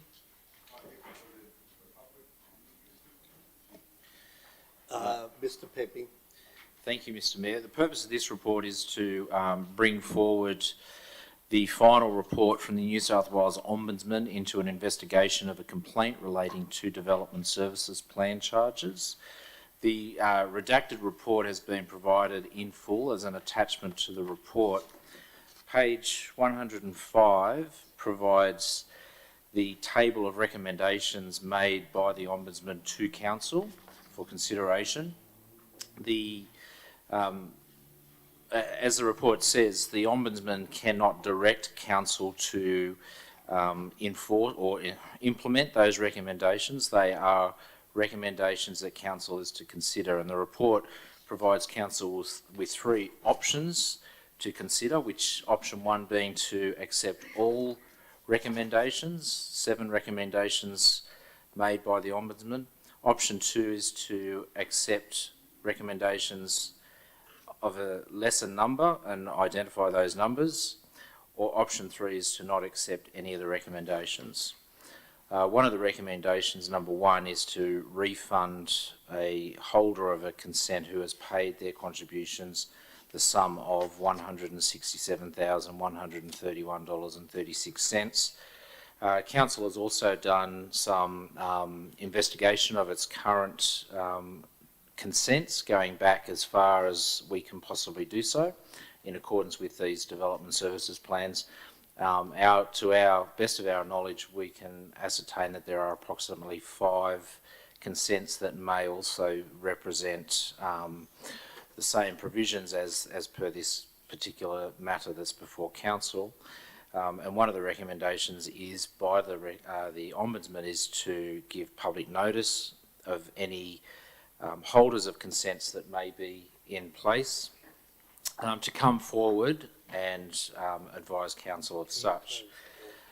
The important thing of this situation is, as I said, the Council is not obliged to have to implement the recommendations of the Ombudsman, but recommendation number 7 is that Council is to provide 6 monthly updates on the progress of implementing the recommendations. And on page 106, it says that the under section 27 of the Ombudsman Act provision is made that where the Ombudsman is not satisfied that sufficient steps have been taken in due time in consequence of the report, the Ombudsman may make a report to the presiding officer of each House of Parliament, which is the New South Wales Parliament, and must also provide the responsible minister with a copy of the report, and that would be the Minister for Local Government. The responsible minister must then make a statement to the House of Parliament in which the minister sits in response to the report, not more than 12 sitting days after the report is made to the presiding officer. So the recommendation to Council is that it is submitted for determination based on those recommendations or the options on page 107. I'm going to ask a question, but I'll let Councillor Scandrett ask a question first. Thank you, Mr. Mayor. Mr. Pepping, would there be a reason why this wasn't put in confidential? I noticed the details of this particular matter have been redacted out, but there would be some questions I might have had about this matter which I would have needed to ask in confidential. So why isn't it in confidential, please? Sorry, through the Chair, one of the stipulations of the Ombudsman is that the report is to be made in open Council for the interests of public.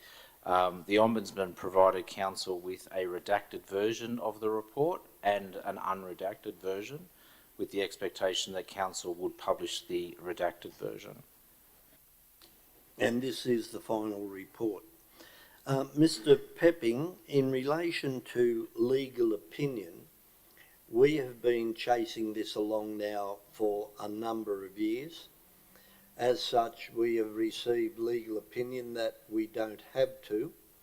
The Ombudsman has given an opinion that it should.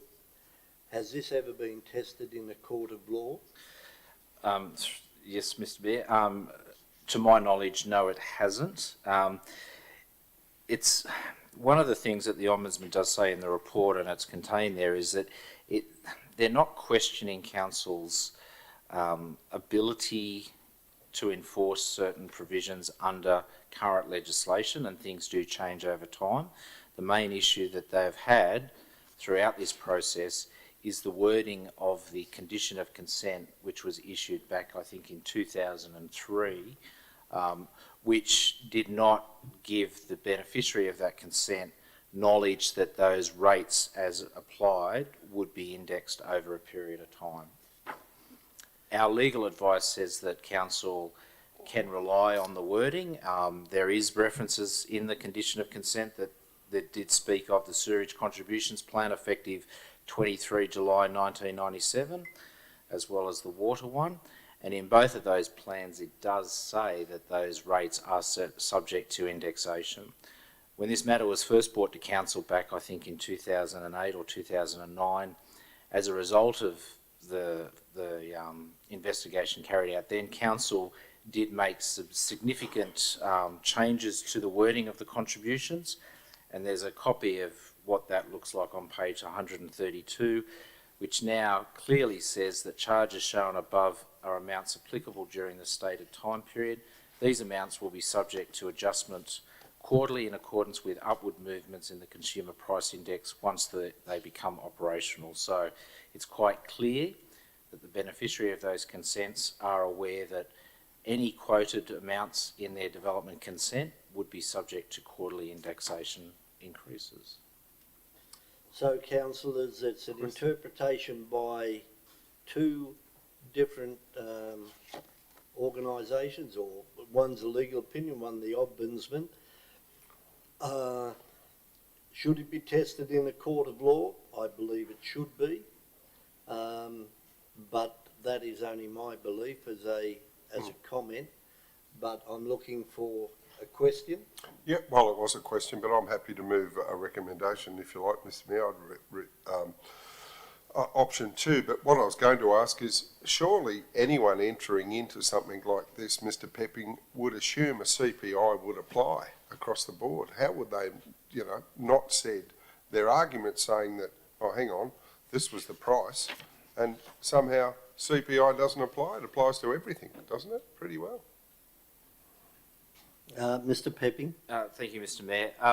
Look, to the best of our ability, and I guess these are lessons learned over periods of time, the more times you repeat that information, be it through council policies, planning policies, within development consents, we have stipulated it in a number of locations now.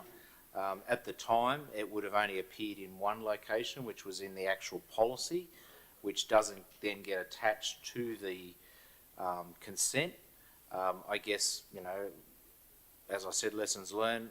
The expectation that people would read their consent and then go to another document that isn't attached is probably the cause of some of those issues.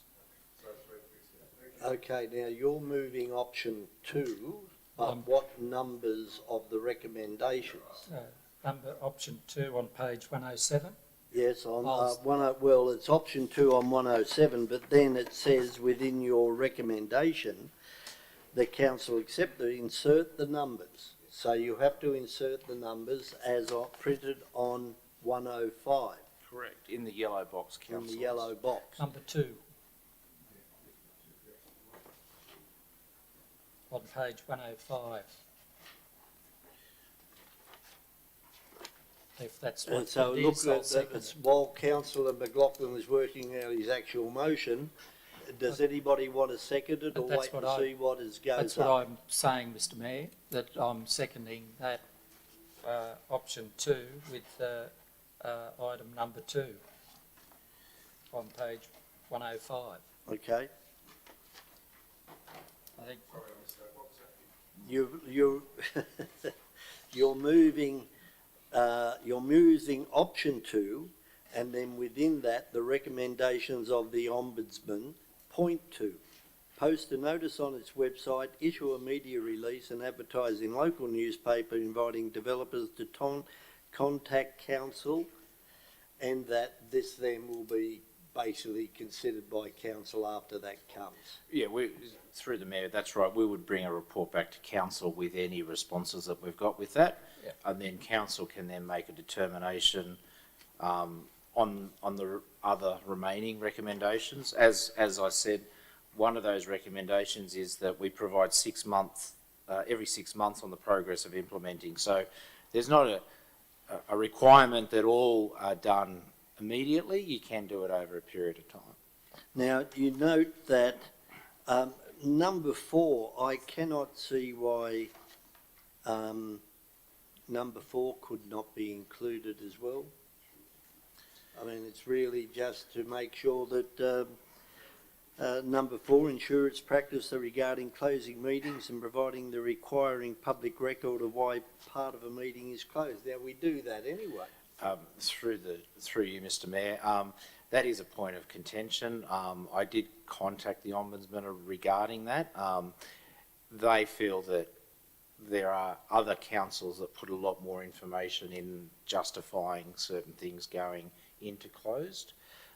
There are specific recommendations and reasons stipulated under the section of the Local Government Act, and that's what we adhere to, and that's the minimum that we're required to adhere to. So that's something that we can look further into. Okay, well, we'll leave it just number 2. And number 6, Mr. Mayor? Yes, well, I can't see any problem with that. Give its risk audit risk and improvement advisory committee a copy of the final Ombudsman report. That'll solve a lot of amnesia in the committee. Mr. Pepping's already mentioned number 7, so that should go in.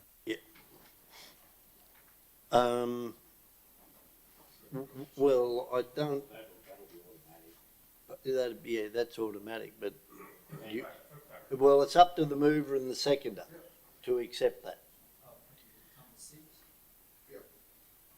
Okay, so 2 and 6, right? All right. Well, it's gone round. It's a complicated and convoluted. It's been around since about 2004, so it's gone through a few councils since then. Could I just ask Mr. Mayor a point of clarification that the report had come back as soon as the advertising period's over. So, point 7's redundant, really. Through the Mayor, yes, we would probably, I don't know, maybe give a 2-month or a 3-month period for people to respond so that we can capture it and bring it back at a later time.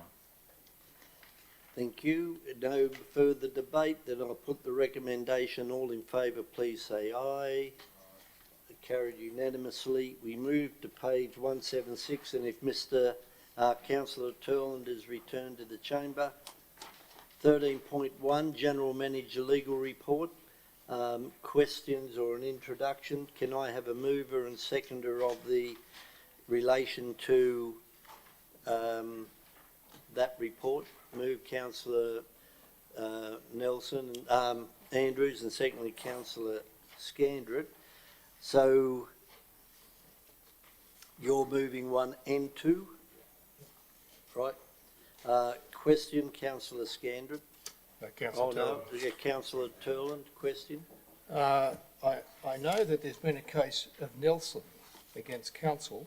Council has a cost order of $20,000 against them. When will they make that payment to Nelson's as per the Land Environment Cost Order? I didn't get that question, but... Nielsen was Marilba Road issue. We've lost the case in the Land Environment Court, and there's a cost order, I'm told, of $20,000 towards the applicant against council. When will that be paid? Okay, thank you.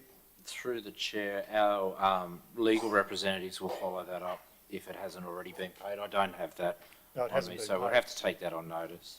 Okay, it hasn't been paid to date. Any other questions?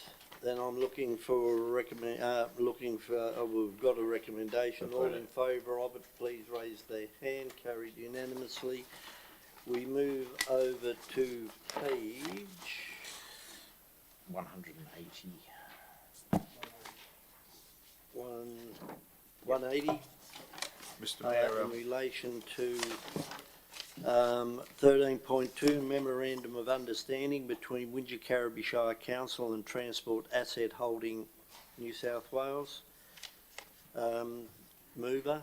Mr. Mayor, I have a question. Procedural question before we have a mover or anything. I flagged this in the pre-meeting, so you are expecting these questions. Yeah, but Councillor Scandrett, just ask your question. I will allow it. Mr Mayor, what was the purpose of this document? This is probably a question for staff, as I said, the Memorandum of Understanding.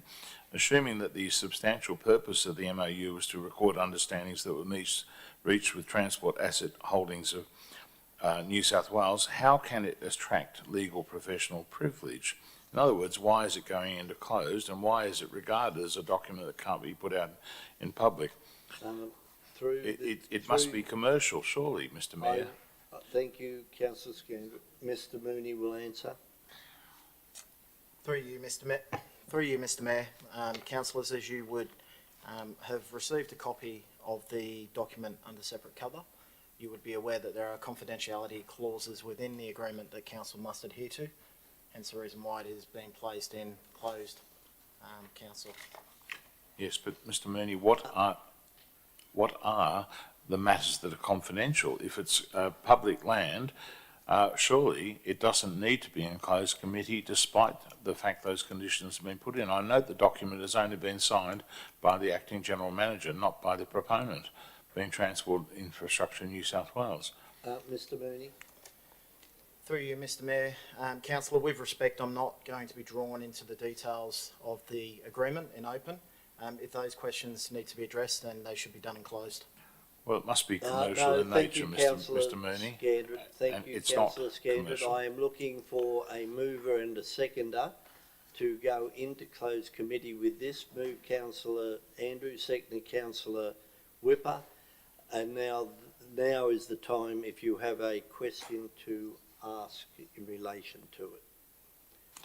Councillor Turl. As Councillor Scandrett said, this document's not been signed. It's only been one signature, so therefore it's not a binding document at all, and it can't be until both parties had signed it. This is a nothing document at this point in time. I don't know why we've even got it. I'd imagine also it can be gibbered either to Transport New South Wales, Sydney Trains, which actually even aren't a part of this document when you read it. It's only Transport New South Wales and Council. So I just find this an extraordinary waste of everybody's time with one signature on it. Wasted time. Thank you, Councillor Turlin. Councillor Scandrett. Mr Mayor, this document needs to put the need for consideration into closed committee on the basis that the MOU contains commercial information. That would, if disclosed, prejudice the commercial position of the person or persons who supplied it. That means, in plain English, the information in it must be commercial information, must be commercial in nature, not of a political or some other value, and its disclosure must prejudice the commercial position of the person who supplied it, organisation, i.e. not their political or some other position. It must have been supplied by somebody other than the council. So it follows that the MOU, not containing commercial information that would prejudice the position, the commercial position of some other person who provided it, does not establish legitimate grounds for referral of a report to closed committee, because its dominant purpose is not to maintain a confidence where there is benefit. The MOU does not comply with these essential elements because it was not brought into existence for the dominant purpose of seeking legal advice. So I say this should be heard in open council, Mr Mayor, and I am happy to provide further information on this, but I offered in the pre-meeting to provide these notes that I have. Very clearly, this is a document that should be released into the public domain so that the community, who have a lot of interest in Station Street, right, will be able to review this document. There is no legal privilege in this document, contrary to what has been said in it. And as Councillor Turner has reiterated, it is not signed by the people who have offered it. It is not yet confidential. Thank you. So we have a motion that we I'm going to move an alternative, Mr Mayor. You're going to move an amendment? Yes. The amendment is? That the Memorandum of Understanding between Wingecarribee Shire Council and Transport Asset Holding in New South Wales be released to the general public, because it's not a matter for closed council. It's not a direct negative, in other words. I don't believe that wording is... Well, I can't do a direct negative, can I? You'll rule it out. Yes. Yes, so I'm moving that we release this document because it's not commercial in confidence in its nature. Okay. It doesn't attract legal professional privilege. Do you have a seconder? I believe I do. Councillor Turlin? So we can, I think without further debate, we can put this. no, Mr Mayor, because I'm going to absolutely speak to my amendment. Thank you, Councillor Turlin. And Councillor Scannell, Turlin you wants have to the too. floor. In fact, I'll let him go first. Councillor Turlin. Thank you, councillor Scandrett. I wasn't ready for that. Look, the issue is, as it's quite clear, this document probably can be given through the process. At this point, it's a non-event document. It's only got one signature on it, and therefore it is not a binding document by either party. The public have an interest in relation to the Station Street project. We have been refused the REF. We've been refused lots of documents to date that we've asked through the process on behalf of the community.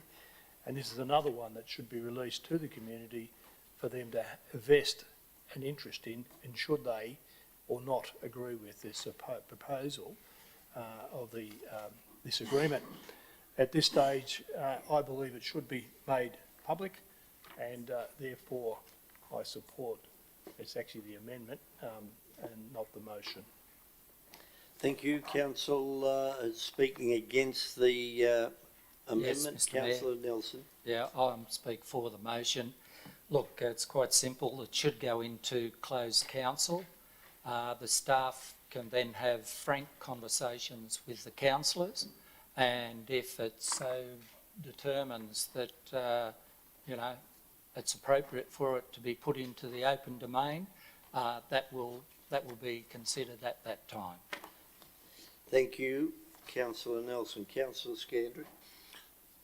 Okay, Mr Mayor, if I'm addressing my amendment, no, actually I should address the motion, so I'm opposing the motion in this.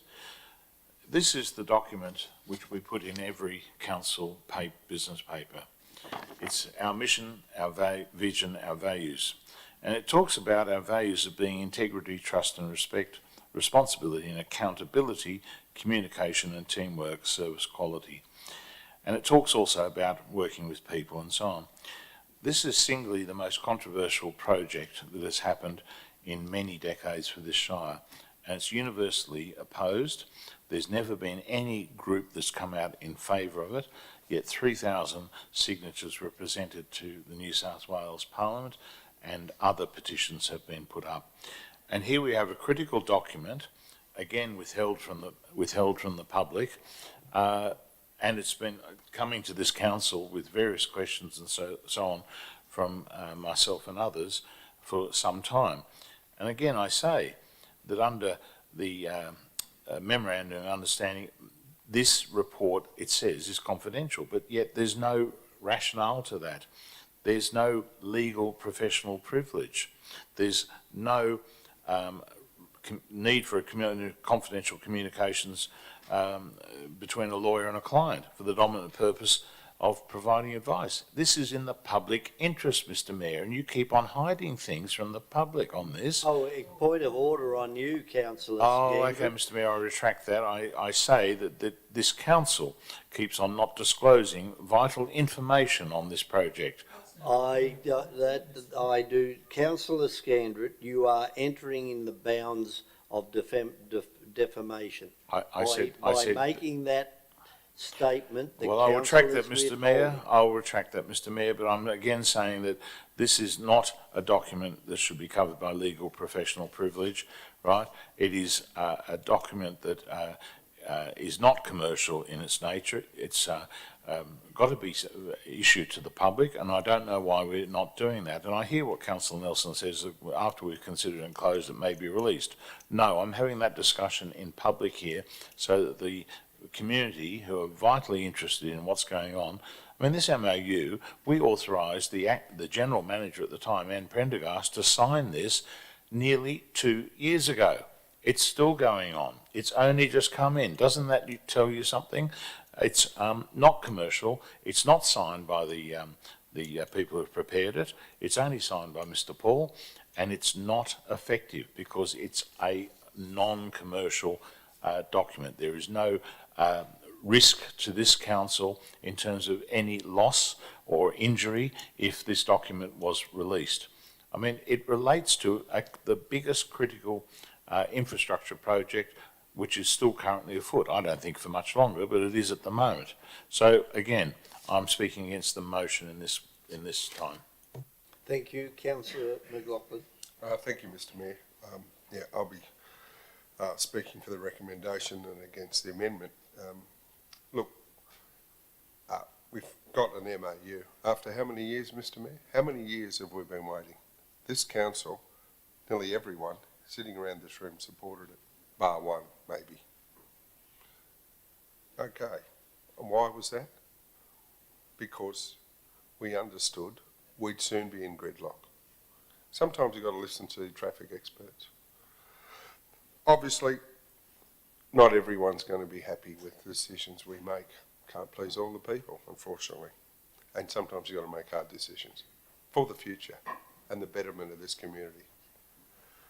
If we don't move ahead and do something, we know what the gridlock situation will increase.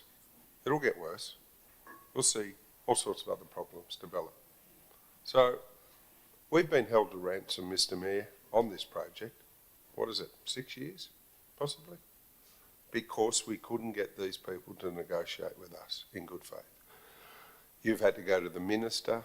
We have had to do all sorts of things to try and get them to the table. And because they owned a little slither of land, I think they were on the understanding that they owned the car park. They owned council's car park, which we bought off them, I don't know, 20, 30 years ago, when my friend, Greg Torr, had a car yard there. And it was leased at that stage. Council went ahead and said, no, we've got plans for this. We're going to need it. So, I mean, this has been in the process for what, 20, 30 years? Because previous council have looked to the future to see how we can better the transport system in our town. They haven't just done it 10 minutes ago. This is over 20 years that they've looked at this. I believe it was Councillor Peter Reynolds, might have been the Shire President at the time, along with good traffic engineers, looked at where we had to go and where we needed to go to prevent gridlock. And now at the last minute, we finally got these people to an MOU. Finally got them there. It will come out. We'll discuss it in closed and it can all come out. And it'll all be for the community. We're not hiding anything. We're not hiding anything at all, Mr Mayor. But this is something that's dearly important for our town. Just like it is for Moss Vale. I mean, how many years have we been looking to try and get something in for this town? And when we're offered just a certain amount of money, we say no. We'll do a proper in-depth research and we'll cost it and we'll get the right figure. We're not going to run away from it for $20 million when it's a $60 or $70 million job. Thank you, Mr Mayor. Thank you. Now, before you speak again, Councillor Scandrett, this I will speak because I think this should go into closed. And Councillor, and I believe, I'm starting to get to believe that we put a couple of signs up down Station Street and say, don't blame the gridlock on council, blame it on a section of the community, because what the community is carrying on about is going to get worse and worse. And let me tell you, when we start doing Old South Road upgrade in June, July, the traffic, people who use the traffic for Old South Road as the shortcut to the highway, people like Councillor Whipper who use it every day, will work out that, well, expect long delays as the road is upgraded. What are they going to do? They'll go through Barrel. They'll go through the main street. Now there is 6,000 vehicles a day, I think, I got from assets today, go along Old South Road on a daily basis. Now that has every opportunity. I don't say everybody will use Old South Road, but you put another 4,000-5,000 cars into Bong Bong Street and Station Street trying to get through. I tell you what, I don't want to be the councillor standing on the street corner saying, I don't want this project, I don't want this project, because the alternate is going to be, and is now, gridlock. And for some reason, councillors don't want it to go ahead. Can't understand it. Councillor Scandrett. Mr Mayor, there's a complete, in my opinion, a complete lack of transparency on Station Street, and it continues to be the case. And I'm not sure that you will be the person standing on the corner waving your arms around out there, because the public want that car parking to be maintained, they want those pin oaks to be retained, and they don't want the gridlock. And the gridlock, if you haven't noticed, is in Kirkham Road. It's terrible. I referred it to Councillor Halstead previously. It needs to go through the traffic committee. There's parking problems impacting on traffic movement at the top, and that was the parking that was put in for Station Street, so we could tear up the car park. There are numerous people talking to me, business owners, who are saying we can't get across the bridge, we can't get past the turn right to the bridge because of the parking that's been forced into the top end of Kirkham. Anyway, I digress. But Old South Road, 6,000 cars, great, let's put more money into it. Let's put the money for the bypass into there. That is a very good solution because it bypasses the whole town. Upgrading a small part of Station Street means zip. Now, if we were serious about all of this, it would follow that the terms of a memorandum of understanding not containing commercial information that would prejudice the commercial position of some other person who provided it does not establish legitimate grounds for referral of a report to closed committee. The MOU inherently doesn't comply with these essential elements, because particularly it wasn't brought into existence for the dominant purpose of seeking legal advice.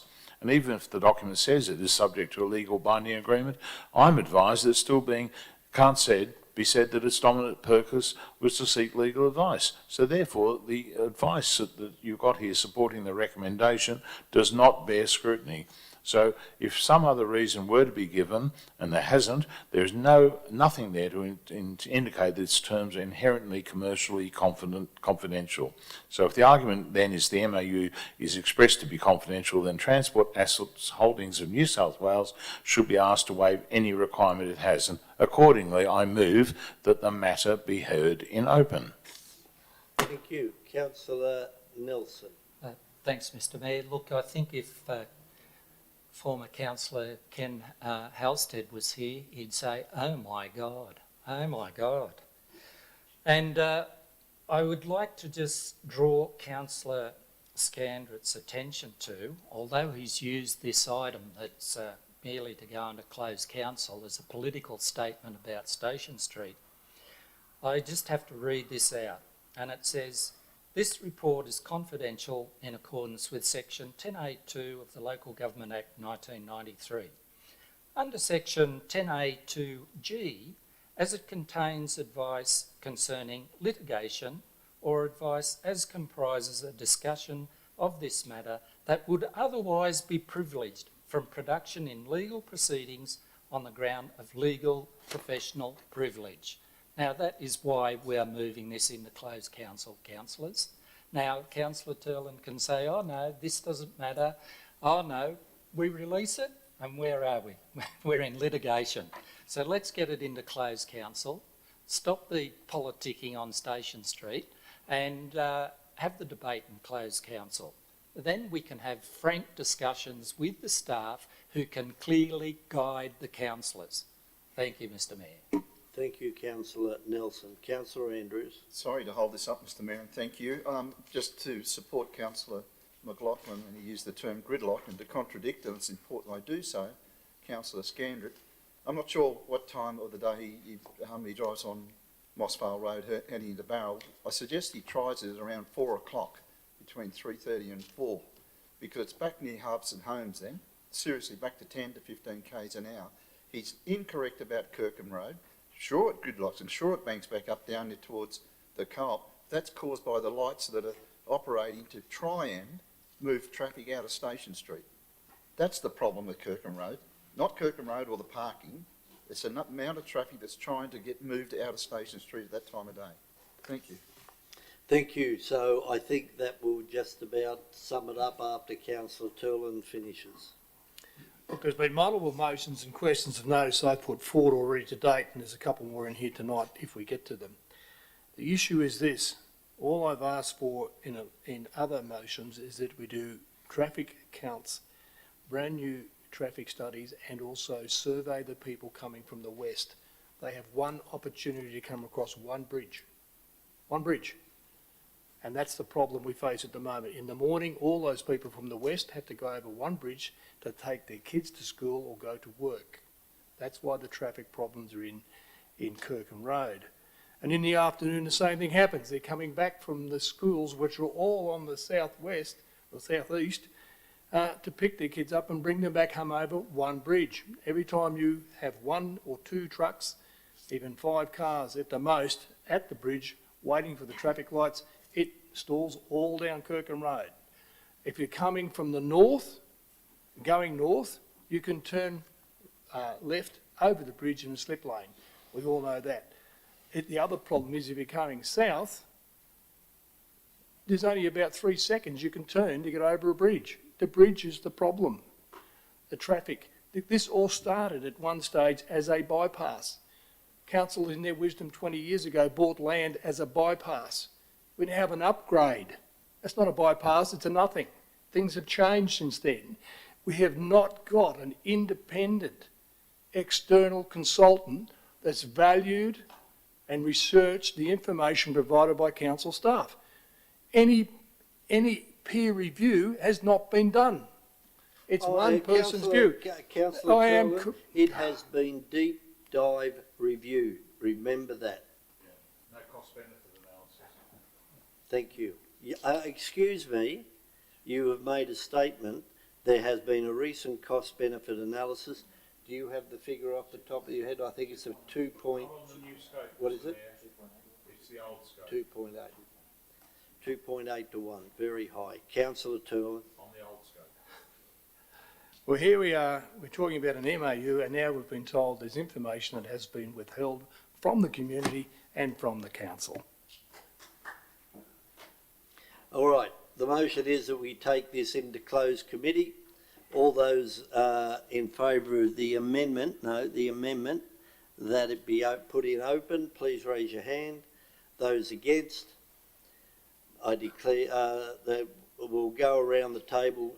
For the amendment was Councillor Scandrett and Turland. Against is Councillors Nelson, Andrews, Whipper, McLaughlin and Gare. I declare the amendment lost. I now put the motion. All in favour of the motion, please raise your hand. Councillors Nelson, Andrews, Whipper, McLaughlin and Gare. Those against? Councillors Scandrett and Turland. We move to 13.3, exclusion of question with notice and a notice motion from business paper. There is to Mr. Pepping, to Ms. Daniel Lidgard, there is no recommendation at the bottom. The recommendation that it be noted. Moved Councillor McLaughlin, seconded Councillor Nelson. I'll put that. All in favour? Carried. We move to 16.1, Management Advisory Committees. Who was that? Councillor McLaughlin, secondly Councillor Nelson again. Put it. All in favour? Against? Carried. 16.2, minutes of the Finance Committee meeting held on the 17th of February 2021. Moved Councillor Whipper, secondly Councillor Andrews. Question, and then I will be thinking about putting an amendment up at this point in time. The question I've got on the finance meeting on page 17, it clearly shows that the solar system where it says buildings to do with the civic centre of 82,421. It also says the refurbishment of the library of 52,000. If you go to the documents that finally we got in relation to this, which is a little bit hard to understand, because it's not in a form that I would understand as a project management system, it says on page 1 on the 1st of March that the library fit out is 160,800. That is different than what's on this page of 17 of 52,000.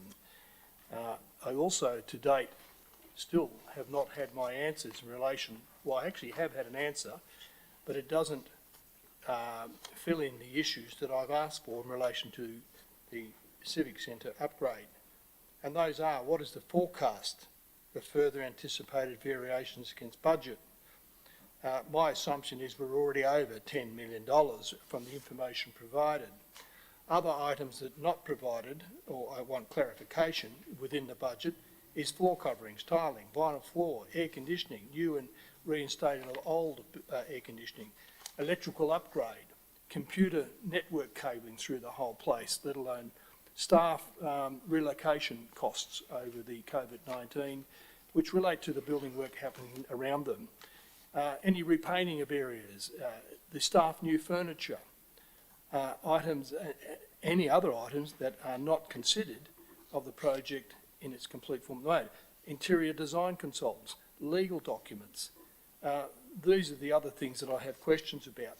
And I had a question that's been answered, only one in relation to the issue to date, and that seems from the information I've been provided, is that there's it says a kitchen, this is variations, kitchen area upgrade. The principal requests the scope change, not included in the specifications, $137,808.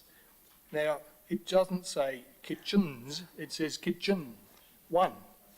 And if that's the kitchen that sits out there, it'd be worth less than $10,000 that's been refitted in this council chambers, not $137,000.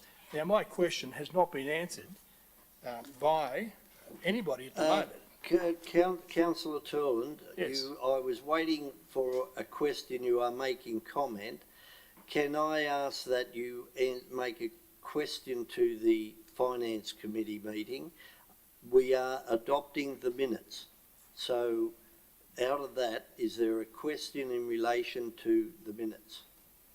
What I'll do is my amendment will be is that we do not adopt the finance meeting as in front of us here on the 17th of, we'll get the right document date, whatever it is, one of them, 17th, yep. Because of further information that's been provided in relation to the Civic Centre upgrade, further explanation needs to be forthcoming. Okay, so we have a recommendation moved by Councillors Whipper and Andrews the minutes be adopted. You're moving that they not be adopted. That's a direct negative. So you'll have to do it as a foreshadowed motion. Do you have a seconder? Councillor Scandrett. Thank you.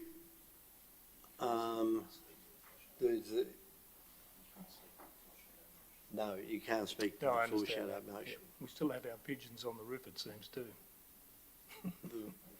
Can't get rid of them, can we? Okay, so Councillors Turland, you have made comment. Do you wish to speak to your amendment? Yeah, as I was saying, look, we've got further information that's been provided. Oh, you can't. No, sorry, you can't speak. No, you can't speak to the motion. Sorry? You cannot speak to the foreshadowed motion. I'm not. I'm going to speak against the... You're now speaking against the motion. I understand that. Thank you. As I said, there seems to be discrepancies within the finance document of just a library fit-out of $52,000. When you look at the documents provided to us on the 1st of March, it shows $160,800.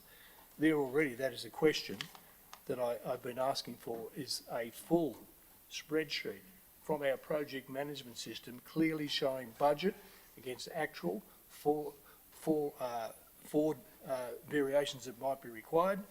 So we get a total figure of the whole project running through. This is a major project of the Shire, and again, the information that I've got does not fill those gaps. As I said, the information that I'd requested back on the 3rd of March in relation to the 1st of March documents that were sent out as agreed by the Finance Committee. We would get documents in relation to Station Street, not Station Street, the Civic Centre upgrade. That information still not has been dealt with.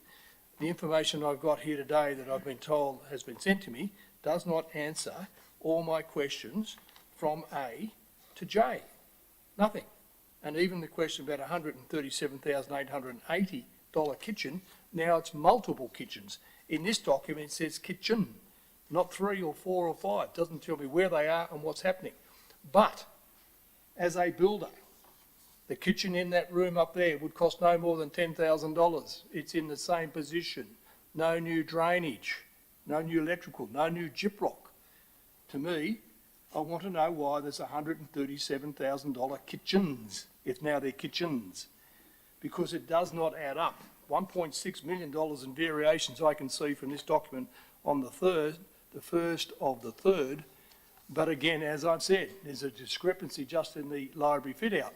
But when you read the finance meeting, the two items that I've just said, $87,421 for the solar installation and the $52,000 in this document, is part of the full project. It might come out from a different pool of money. It is still a cost to the project. That's how we would do it in the real world, outside. And it needs to be done here. Whatever the costs are, they need to be built in here. There's even an issue in here about landscaping. In one document it says it's worth $250,000, another one it's $450,000. All I want to know is what the total cost is. I don't care where the money comes from.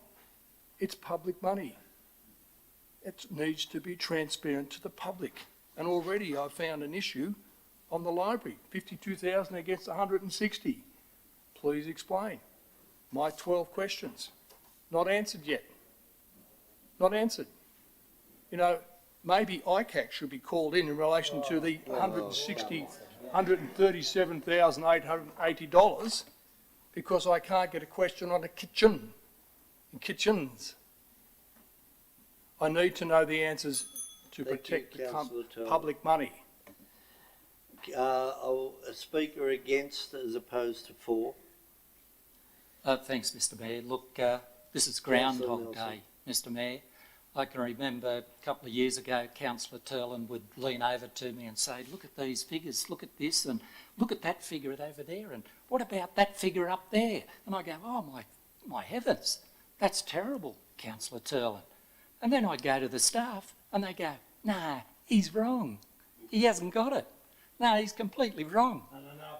No, councillors. You are making statements. Councillor. I'll let you fix that. Councillor Nelson, be aware of what you say. I would Thanks, suggest Mr you Mayor. retract Look, I'd that sought comment. clarification from the staff and it didn't add up to what Councillor Turlin was saying to me. So, and I feel that Councillor Turlin is just finger pointing at the moment, picking figures out of the air, trying to say that it's public money when we've already been told that the project is within budget. You know, I mean, it's just going over the top. And I pick up the phone, Mr Mayor, and talk to the staff and you get answers. So if you don't do that, you don't get the answer.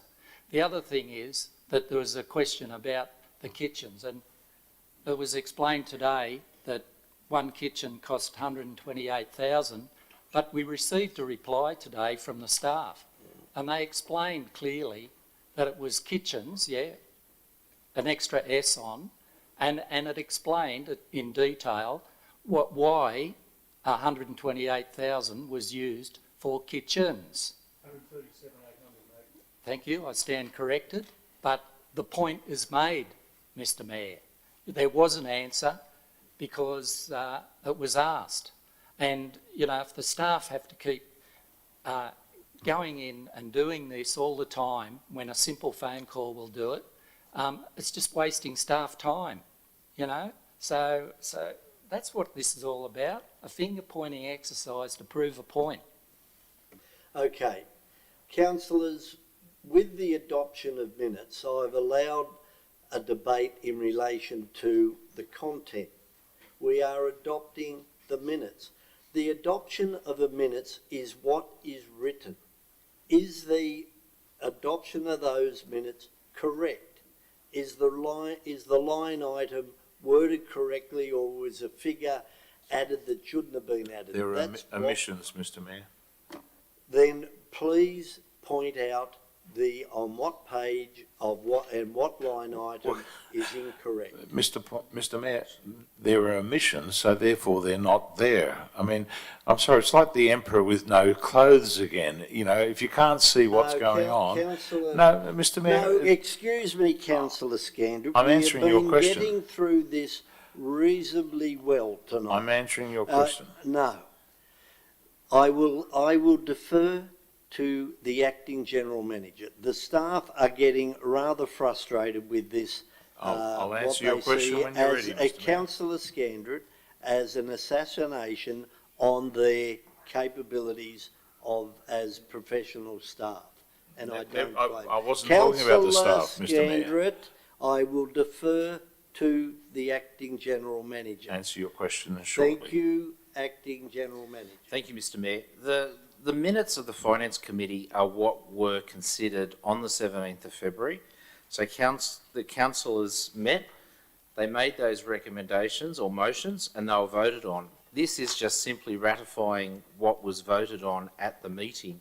Whether or not a councillor feels that something was omitted from that may reflect the voting at the meeting and what was passed and what wasn't passed. Okay, So we're so just there voting is on the no, accuracy of there is no further comment on the minutes. It has been Well, Mr Mayor, you Councillor asked Scandrick, for my omissions and I raised them in December. You're not listening. Councillor Scandrick, I will defer back to the acting general manager. Thank you, Mr Mayor. As I said, these were the minutes that were taken from the meeting of the Finance Committee on the 17th of February that councillors voted on. They are reported to council for endorsement. And So- again, I say they're missing matters that were raised. Then if you have that, put in a request, a question with notice, so that your point can be clarified. Mr Mayor, you don't want to hear what I raised in December at this meeting, and it hasn't appeared in the minutes. Councillor, It's not in the minutes, yet it thank was you. raised. Then you raise it, you have not I'll raise it given- now. Well, where is, you are not adopting It's not that. in the minutes, I'm raising it at your invitation. Where is it? What is it? What is it? Right, Mr Mayor, I raised at the time the cost blowouts in the No, administration's...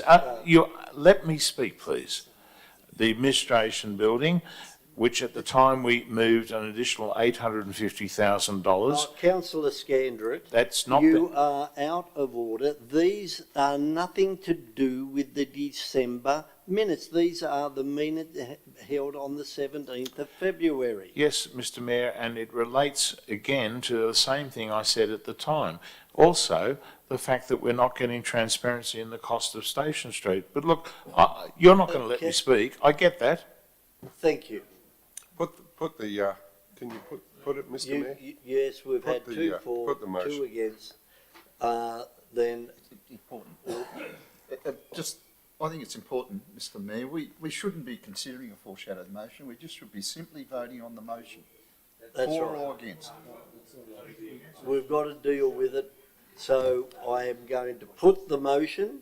All in favour of the motion, please raise your hand. Councillors Nelson, Andrews, Whipper, McLaughlin and Gare. Those against, I declare the motion carried. We now move over to... You can have your vote recorded, Councillor Scandrick. Questions with notice, Riverview Cottage, Jalore Street, Berrima. And we have a recommendation that it be noted. Can I have a mover for that, please? Councillor Whipper.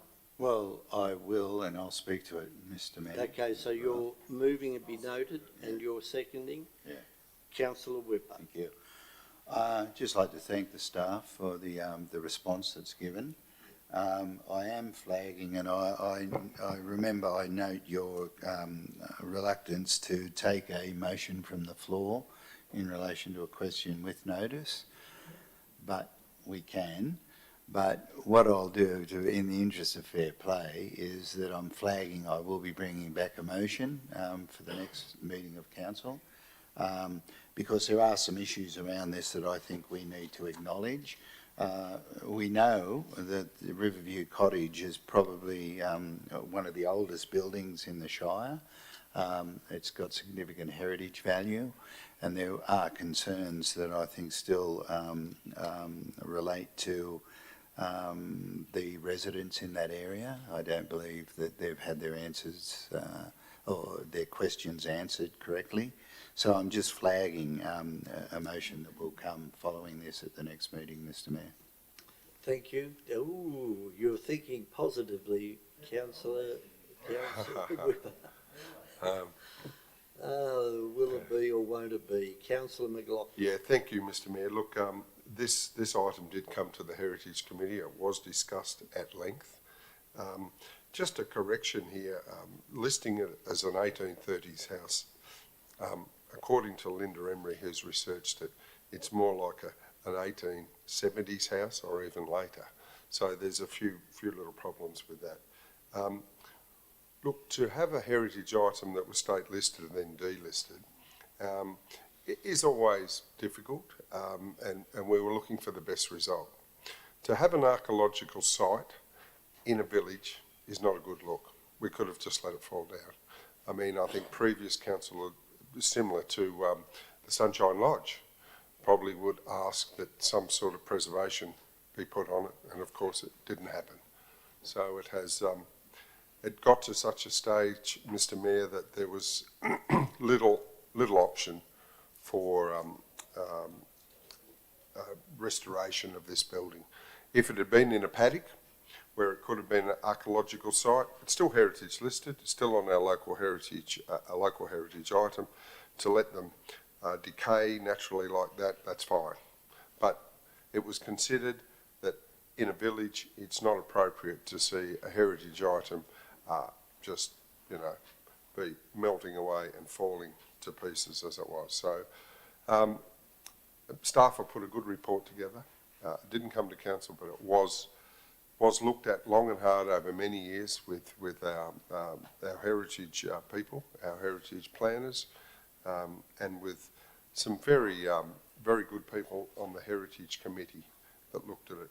And I think what we've put in place there was good. I know this has probably upset a few people of the neighbours next door, who I understand probably wanted to do developments themselves, and because they didn't have an incentive clause under the heritage provision of 510, could not do any development because it is in the flood zone. And I did get a phone call about this where someone said, well, you know, he was upset about it because he wanted to do a development, he couldn't. And I said, well, this has got a status as a heritage incentive clause, and that's why it was allowed for certain aspects to happen. Thanks, Mr. Mayor. Thank you. Councillor Whipper. Just if nobody else wants to speak, I'll just wind up. Heritage aspect there. We're going Thank you, Councillor Scandrett. You have permission to speak. Thank you, Mr. Mayor. The heritage aspect, in my view, of our villages is going to be increasingly important as the population of this shire rises and people seek to preserve the things that they moved here for. Thank you, Councillor Whipper. Thank you, Mr. Mayor, and I'd have to agree with that statement, Councillor Scandrett. When the Berrima floodplain risk management study was done in 2002, there was actually a recommendation in that report for council to consider purchasing the site, not to let it decay or become an archaeological site, but to actually restore that cottage for its historical value, for its heritage value. It was a school at one stage, I believe, and it's quite unique. And in the context of Berrima, I think it's even more unique. And I think that sort of that living heritage is really important. I mean, we can destroy things, we can sort of give them a modern look, we can put photographs up of what they used to look like, but it's not the same. It's not the same experience, and I think we need to do that. I've got personal experience up at Windsor. There's a cottage up there, Rose Cottage, that was brought back to life. It's I think the oldest remaining timber slab cottage in Australia, actually. So these things can be done with a little bit of, what can I say, a little bit of commitment. That's just, I think, a precursor to the motion coming back. And if I do get a seconder, there will be some more debate around that. Thank you. Thank you, Councillor Whipper. Councillor Turlin, no. Then I'll put the recommendation as moved by Councillors Whipper and McLaughlin, all in favour, carried unanimously. Question with notice, General Manager on page 188, General Manager contract. Councillor Scandrett. Thank you, Mr. Mayor, and thank you to the staff for this brief answer here. But I did want to ask, and it's relevant because tomorrow you're having the initial meeting of the committee to look at the short list of possible candidates for the position.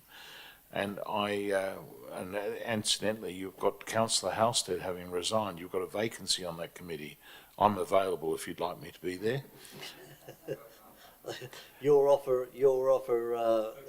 Well, you put it to the vote, Mr. Mayor, but we don't want to have just people. Thank you, Councillor. We don't just want to have your friends on that committee. We might like to ask Councillor Turlin. Point of order, Councillor. You say Councillor Whipper is my friend. I am going to move. So I just have a question. No, there won't be a question. Well, you can ask a question, but I am moving a different recommendation from the chair. Well, why don't you put that up and I'll ask my question after. You can ask your question, and I will be putting a motion from the chair. Well, my question through you, Mr. Mayor, to I guess the acting general manager is, in the use of the standard contract of employment for general managers that's referenced here with a link, are we intending to provision for a probation period, normally of 6 months, in that contract? Instructing the general manager, acting general manager, not to answer that question. Right. Well, how should I approach that to the committee before it comes to council? Then I suggest, Councillor Scandrett, you support my recommendation that this matter be considered in closed committee.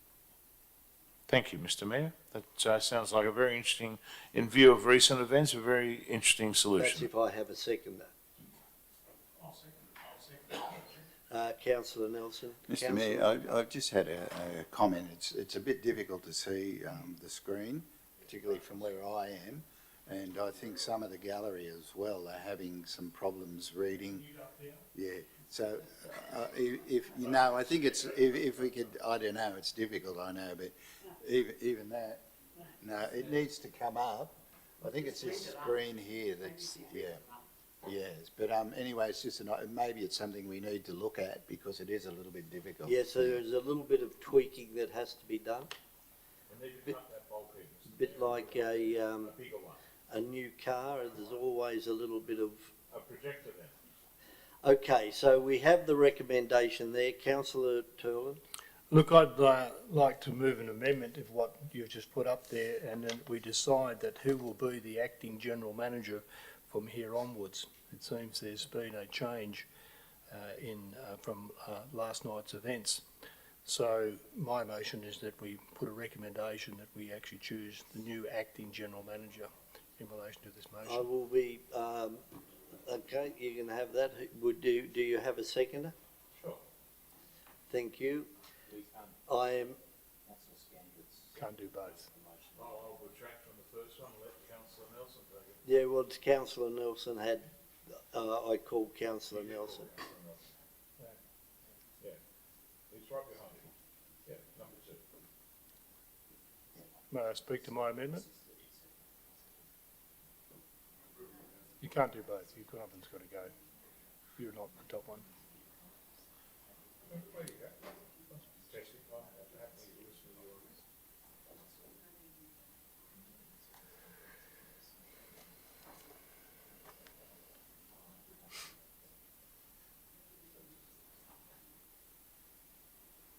I don't believe, I think there is legal opinion here. But there is no legal officer here making that opinion. I am, excuse me, I am seeking legal comment. Okay, the motion is out of order. The motion appointment of or any- the amendment? I am ruling it out of order as the appointment of any staff member is not to be discussed in open council. The amendment can be put in closed. But the amendment can be put in closed committee. Councillor Turlin? I'm not on. Oh, I am. Mr Mayor, I'm going to move a motion of dissent because I think it's of vital interest to the community and you don't have a legal officer giving you that advice. If this is, if this is the case, I'd like to see specific reference in the Act to why we can't do this. I will seek that and I think it's very easy to find. So, motion of dissent moved by myself. Have a seconder. And then I'll put I'll put the motion of dissent. All in favour of the motion of dissent? Well, we're just waiting for that advice, Mr No, Mayor. you've said you've moved a motion no, of I dissent. said I am putting I'm the waiting for that motion of advice, Mr dissent. Mayor. I'm All in waiting. favour, please raise your hand. That's not what I said, Mr Mayor. The tape will show that I wanted that advice. You- Please humour an elected Yeah, councillor right, asking for the advice. Here it comes. 51. The council or a committee of the council may close to the public such as its meeting as comprises the discussion or the receipt of any of the following types of matters.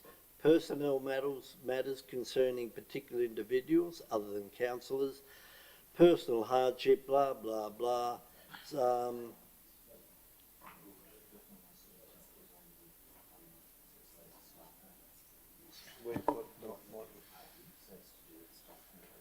Personnel matters concerning particular individuals. That is, personnel.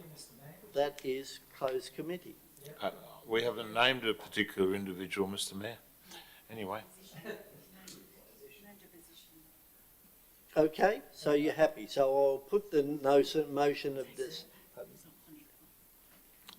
the seconder for the Motion of dissent was dissent. Councillor Turland. Thank you, Ms All in Richardson. favour of the motion of dissent, please raise your hand. Councillor Turland and Councillor Scandrett. Those against? I declare the motion lost. Yes, record the votes, please, Mr Mayor. Thank you. For goodness sake.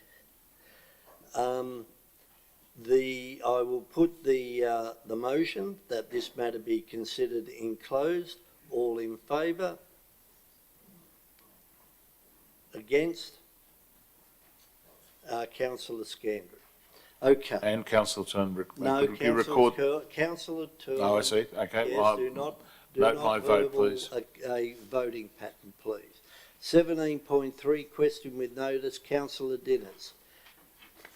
Would somebody like to move that be noted? No, I've got to move the motion as I can under the rules of the OLG.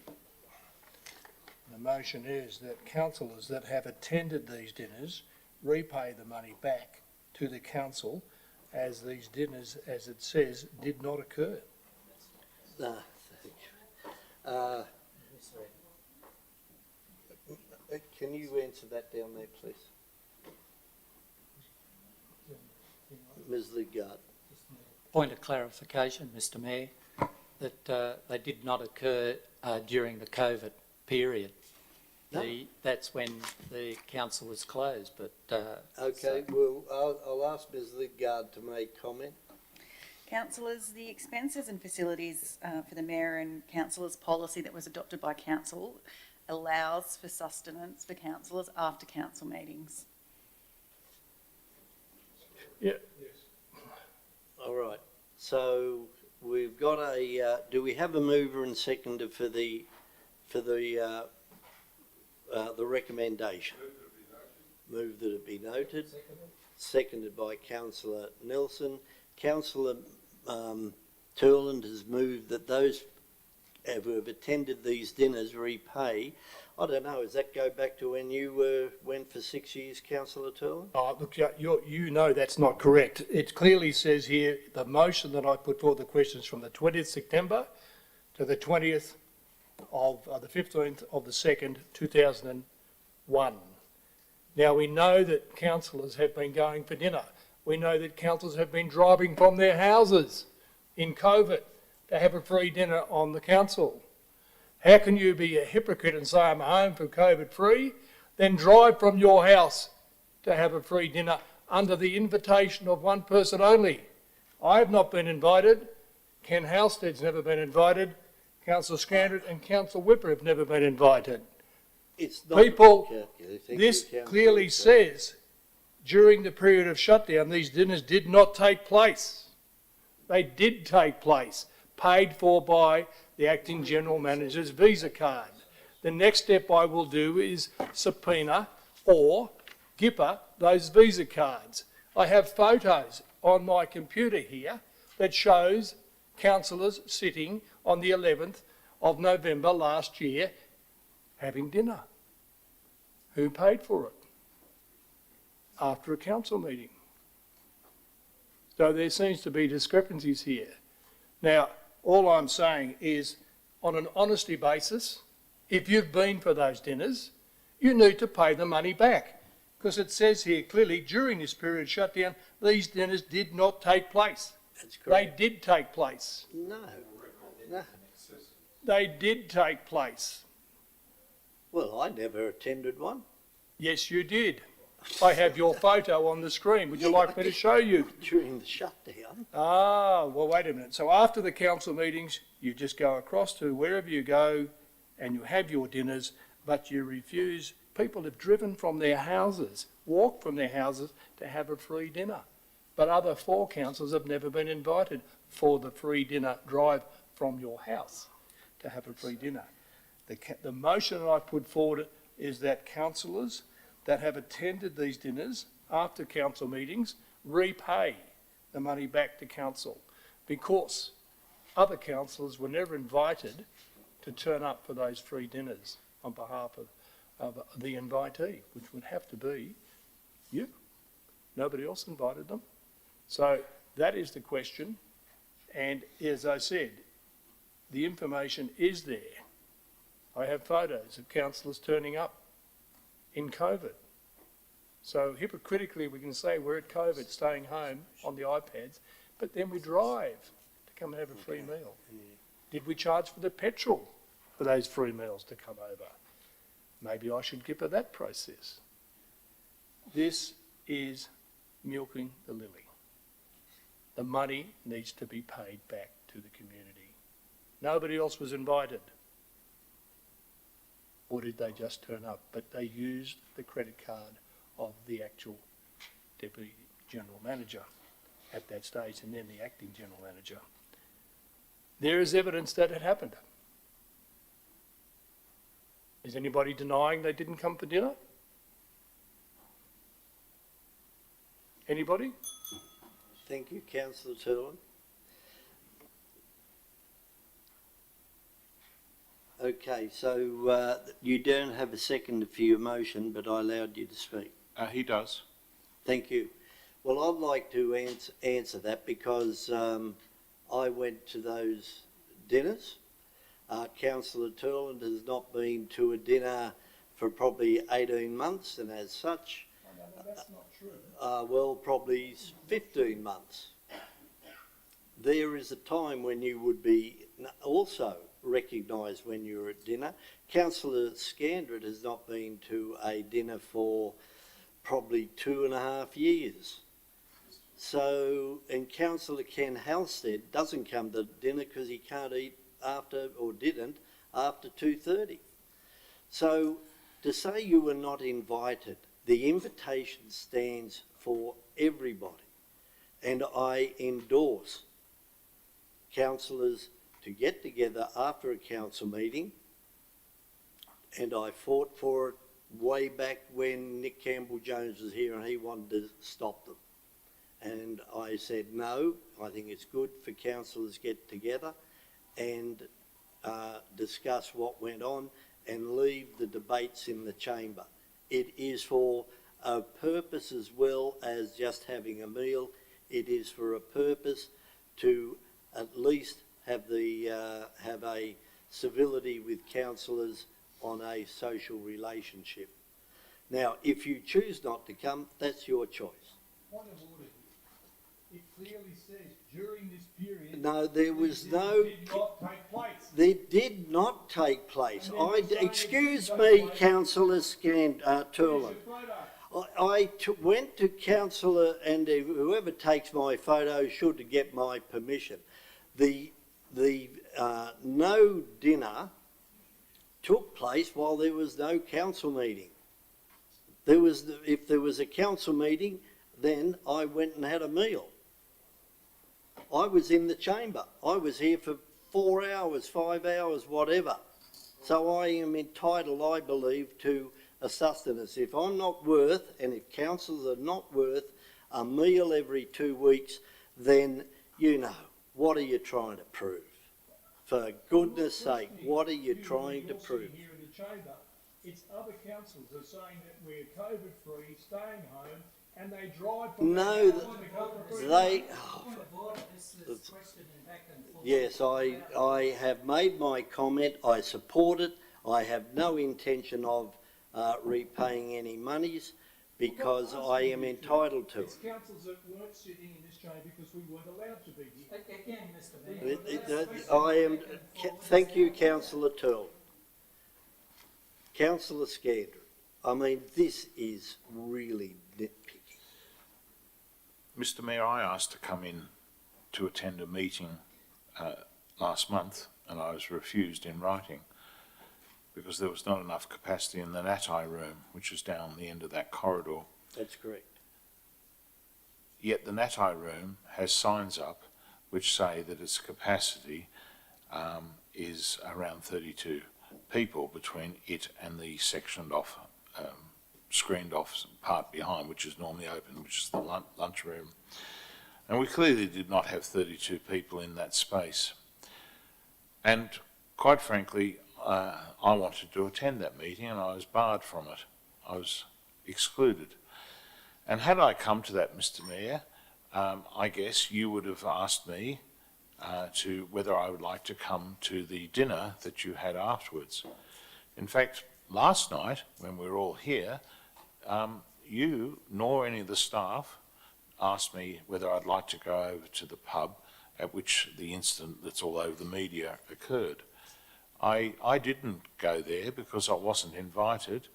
I might have gone, Mr Mayor, but I wasn't invited. In the old days, the staff would come around and say, Councillor Scandrett, are you coming to dinner or are you not? And they'd put it on a pad and so on. I haven't gone in recent years because it's been toxic. Not the food, but just the atmosphere for some. But I'm going to say this quite precisely. You've been conducting a private caucus, in my opinion, by these meetings that Councillor Turlin has referred to, these dinner meetings, where certain councillors have been invited and other councillors have been invited and have driven in to have a free feed. You've even celebrated certain occasions and so on in there on the public teat. I mean... Oh, excuse me, Councillor. You are bordering. You are bordering. Okay. Well, Mr Mayor, is it true that last night it was said in the hotel across the road by the acting general manager who's not here to a councillor who entered the room, put it on the tab at the top of his voice because my phone lit up saying this? Is that true or not true? I don't know. Well, I'll ask Councillor Andrews. Councillor Andrews was the one who was, it was said.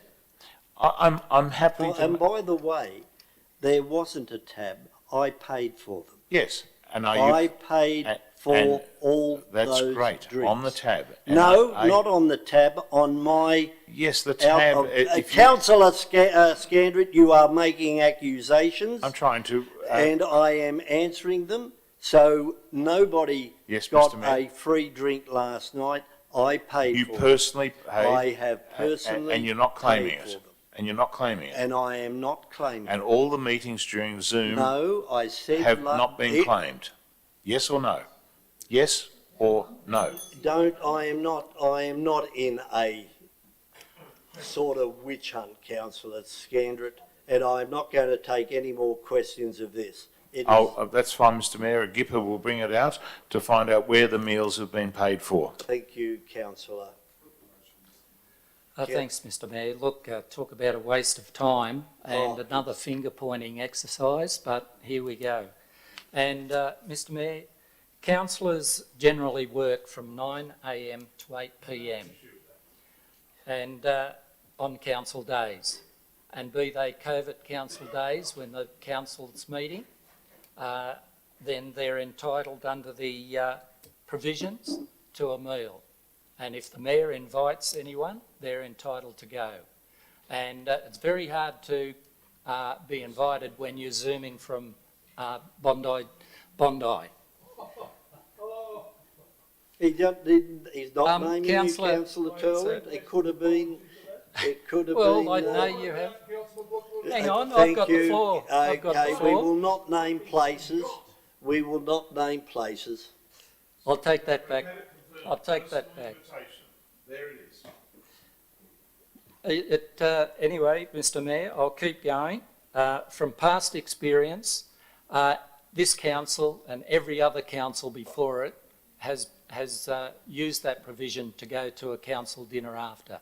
Just to clarify the position about the fact that dinners weren't held, that's when all the clubs and pubs were closed, so nobody could attend. That's the difference between that and when councillors were going to dinner, which they're quite entitled to.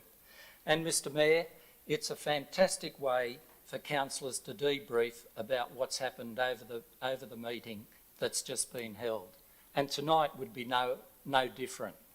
And it's also a way for councillors to get their differences off their chest, because often those differences can be resolved. And that's happened all the time. Councillor Turland got his nose out of joint and wants to make a point. I think that the next term of the councillors will appreciate the same opportunity that the councillors get here. And no doubt Councillor Turland will come to dinner after this meeting and we'll settle our differences over dinner. Yes, would you like to come to dinner, Councillor Turland? In fact, for quite a while now, Scandrett, quite a while now, it's a point since there's been a point that Councillor Scandrett does not attend the councillor dinners. He's made a point of it.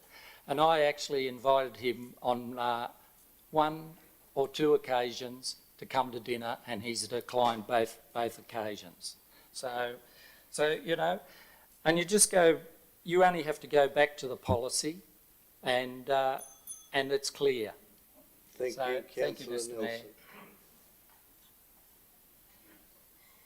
Then I'll put the recommendation as, the amendment is moved by Councillor McLaughlin and seconded by Councillor Nelson, that it be noted. All in favour, please raise your hand.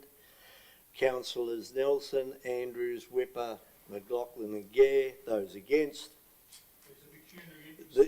Thank you, Councillor. It's up to a councillor to declare a pecuniary interest. The amendment now becomes the motion. I put the motion. All in favour. Councillors Nelson, Andrews, Whipper, McLaughlin and Gare. Those against? Councillors Turland and Scandrett. We're looking more like a dysfunctional council. 17.4, questions with notice, Station Street budget. I would like somebody to move the recommendation be noted. Move Councillor Andrews, second Councillor McLaughlin. I'll put that. All in favour. No, I've got my light on. Councillor Scandrett. Well, Mr Mayor, as we have seen in the paper last December, the amount of $32 million was mentioned by that journalist. I don't know where they got that No, from. I don't know either, councillor Scandra. Could you help us Categorically, out? Mr Mayor, I challenge you. Go and make the accusation. Do a code of conduct on me for allegedly leaking it. I did not. You've got problems in this organisation beyond what you can think of. Anyway, be the emperor with no clothes again. You have a big problem. This project, that smug smile doesn't work for me. That project is out of control. And we're going to see that with the MOU when that eventually gets released. And also we're seeing that with the budget on this. And the fact is that it started out at $9.5 million only in September 2017, not 6 years ago, Councillor McLaughlin, but only 3.5 years ago. And we've taken 20 plus million out of it. The second bridge over the railway, the pedestrian bridge over the railway, the multi-storey car park and the land acquisition over the railway, the traffic lights down opposite the Nissan hut and various other elements. 20 to 25 million has been taken out of the project and it's been reported that it's 32. Well, I can't comment on that, but that's what the report says. And here we are saying, let's have an update on costs. Well, the project is clearly not 19.5, not 15.075, not 18.26, which it currently is. It's currently, on the basis of that newspaper report, it's probably about 70 million in gross, less the bits that have been taken out. So this question by Councillor Turland here about the budget and the fact that it wasn't reported in the February finance meeting. Again, I keep on saying we're not getting this. I asked for it in the, in the last finance meeting of last year. We're not getting the estimates updated. We're not getting any information on the progress. And we've got an MOU that hasn't been signed by Transport Infrastructure New South Wales. It's taken a couple of years to extract them from it. Doesn't that tell you that they don't want to do it?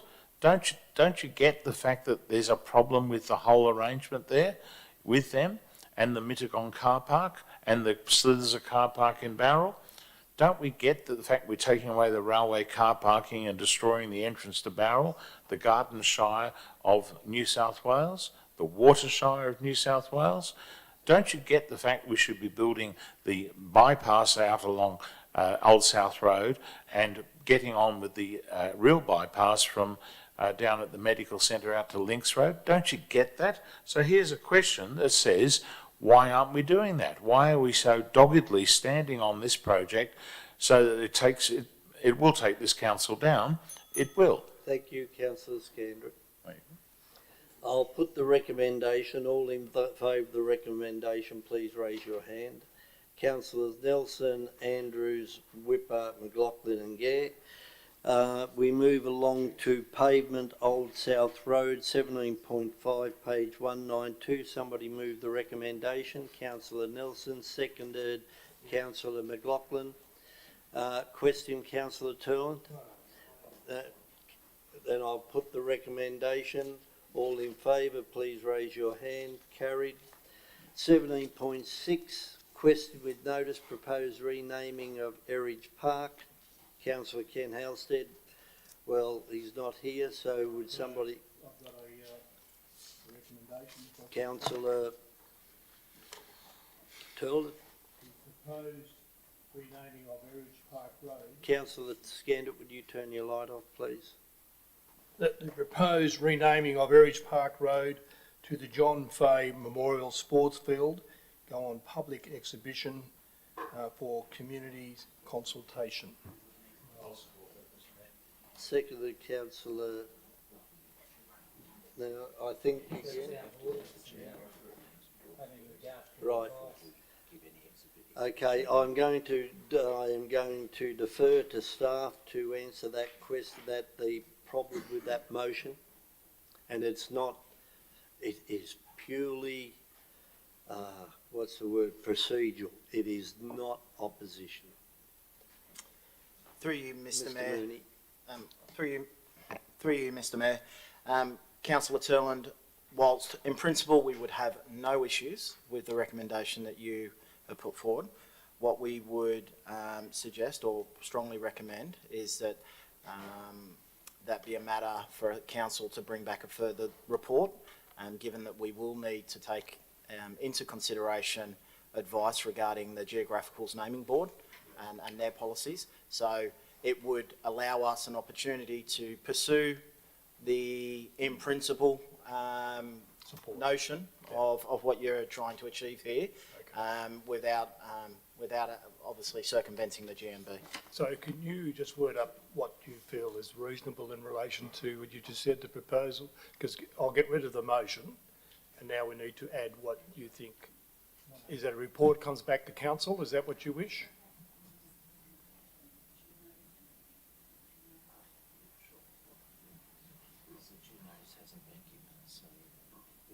Can I ask staff, please, there's no need to come to me. If you want to answer the question. Okay. A report will come to council in favour of that. Happy with that? That's fine. Yeah, so remove. Yeah. Is that how are you happy with that, staff?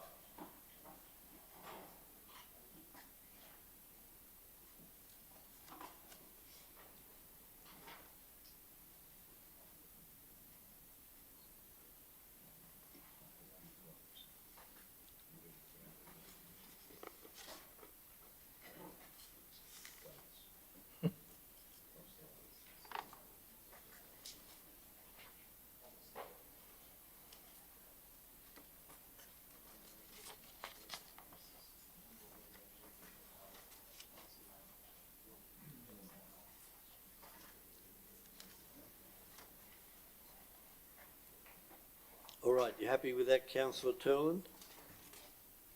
Seconder, Councillor Scandrett? Yep, that's fine. You wish to speak to it? No, I think there's enough there that the public have, I'll only look just 2 seconds. There's lots of community excitement about the possibility of changing this. There's lots of documents that I believe you already have in file at council from different parties from the political arena. So this is only just bringing it to the next step so that hopefully that we can actually move forward and rename it after such an enormous, strong, just a real top bloke. Anyway, we'll go any further than that. Councillor Nelson?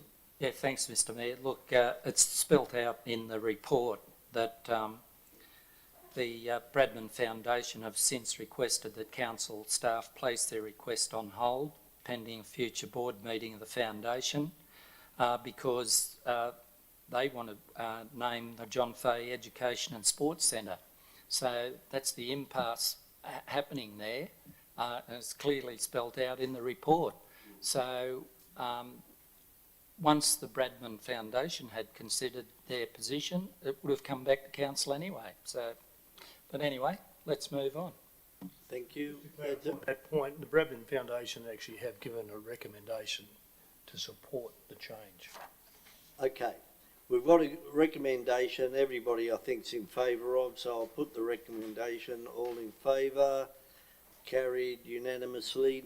17.7, page 194, question with notice, COVID screens. Somebody moved that it be received and noted. I'm going to move that, Mr Mayor, but I'm going to then... Secondly, Councillor Scandrett. I Yes, believe I have a seconder for that. Yep. Okay, so I'd like to just now ask a question, and my question is, it says in point 3 in the response, the screens were picked up on Tuesday the 23rd of February and brought to the Civic Centre on Wednesday 24th. Could somebody tell me where the screens were prior to the 23rd? Let me be quite precise. Monday the 22nd. I'd like a black and white answer here. Mr Mooney? Through you, Mr Mayor, as much as I would like to provide a black and white answer, I will have to take that on notice, Councillor. And Mr Mooney, could you also confirm that the signs that I have seen down in the Natai room and the back of the Natai room are 20 and 12 people, a total of 32 people? Mr Mooney? Through you, Mr Mayor, Councillor, that's not my realm to provide advice on that. I'm happy to seek advice from our organisational development branch and to provide you with a response regarding our COVID safety plan and how those specific rooms have been measured out. But to do so now would put me at risk of providing you with false and inaccurate information. Thank you, Mr. In Mayor. addition to what Thank you, Mr Mr. Mooney Mooney. said, on a area basis, but in a seated basis with the 1.5 metre separation, etc., it doesn't accommodate as many people. Yes, but we rely on the signage that is posted in all of this wing, all right, in terms of its capacity. It's official COVID-safe signage. This room is rated for X persons. And I mean, I could just walk down there now, Mr. Mooney, and let myself in and take more photographs of those signs. But I'm telling you, it's 20 and it's 12, a total of 32 in the one space. Mike, I'll now move into this debate, please, Mr. Mayor. Well, we're not, we just have a, that it be noted. So that's... Well, Councillor Turlin wants to speak, so I'll just step back and speak at the end. Councillor Turlin. Look, I've actually asked on multiple occasions the date to start with, of the date of order, and then the date of anticipated delivery date. This all stems back to the issue of the 24th, of where we went from potentially being in this room into a Zoom meeting. And I'm not sure if the reason why we went into the Zoom meeting was the real reason. It was because some councillors, or a councillor, was away on his yacht. And now I will ask the question, I've also asked the question, where's the copy of the delivery document of the delivery? Now, I've asked that question and I've not had it. Sorry? It belongs to the contractor. Yes, I understand that. Well, it's the contractor. Yes, so in other words, what we're saying is the contractor had the screens locked up in their shed across the road there. So in theory, the truth has been told. They weren't on the council chambers building here. They were across there. And the staff member told me they were delivered on Tuesday morning. Now that's different than what we've been told in the face of the reason why we went into a COVID mess on the 24th. Two reasons was because the phone system had broken down and everybody was losing the ability to actually debate or be part of the process. And I believe it was because one councillor couldn't be here on the day, and therefore it was a decision made to put the screens, leave them in the cupboard over there, and we all got clean billing. Councillors, excuse me, councillor, you are making an accusation, and I will, and I can only go on it because on what I have been told, because I, of anyone, spoke to staff before Christmas last November and said I want to be in the council chambers on the first meeting of February, and it just could not happen. And it wasn't through lack of trying. To say that a meeting was deliberately put into a another mode because of it was deliberately screens not put in place. You are so far out of line to suggest that it's nearly defamatory to council staff, and if you continue with that line of questioning and comment, that I will take it as a personal insult, because I was made the call to have the meeting with the acting general manager by Zoom, because I was told unequivocally that the screens could not be put in place for Wednesday's meeting. And there is one person who hated those Zoom meetings, was me. Sitting in front of a screen for 5 hours, 4 hours, not moving, listening to the banjies that went on, was not pleasant. So do not, please, accuse me of withholding meetings by Zoom for any other purpose. Okay, well, I accept that. So I'll just make a complaint to ICAC and we'll find out the truth Yes, of what you happened do there. that. And I will do that. You talk about defamatory statements.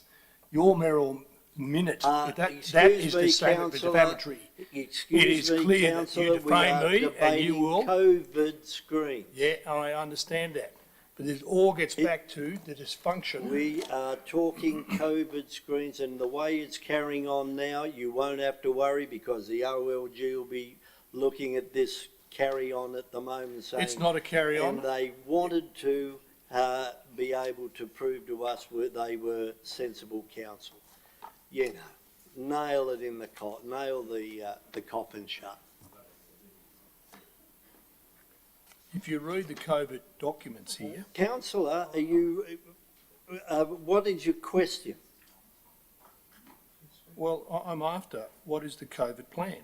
We don't have a COVID plan produced by council. What we have is a state government document that has gone through. There it is there. So It's councillor. We have our HR personnel, Mr. Burgess. Through you, Mr Mayor, to the councillors, every council building has a COVID-safe plan. We've had a COVID-safe plan for every iteration of the change to the public health orders, and they have been developed for every facility, whether it's this building or whether it's our outlying buildings or our community buildings. Those plans have been approved by SafeWork. They're prepared in my neck of the woods, and the overall measurements that Mr Pepping described in response to Councillor Scandrett is absolutely correct. Standing, social distancing, we can achieve that number in those rooms. Seated, you cannot. We have spent a considerable amount of time in managing the COVID process in this organisation to protect the staff and the community. The performance of my staff in managing the COVID response is exemplary. The details of those plans are specified by SafeWork, and where required, we will, and my staff add, and then I approve those plans. The same as any other business in this shire has to do. If they've got a shop up the street, they've got to have a COVID-safe plan in the same format. So, in terms of the plans, they comply, they're approved, they're updated, they're changed. On every occasion there is a change to the public health orders.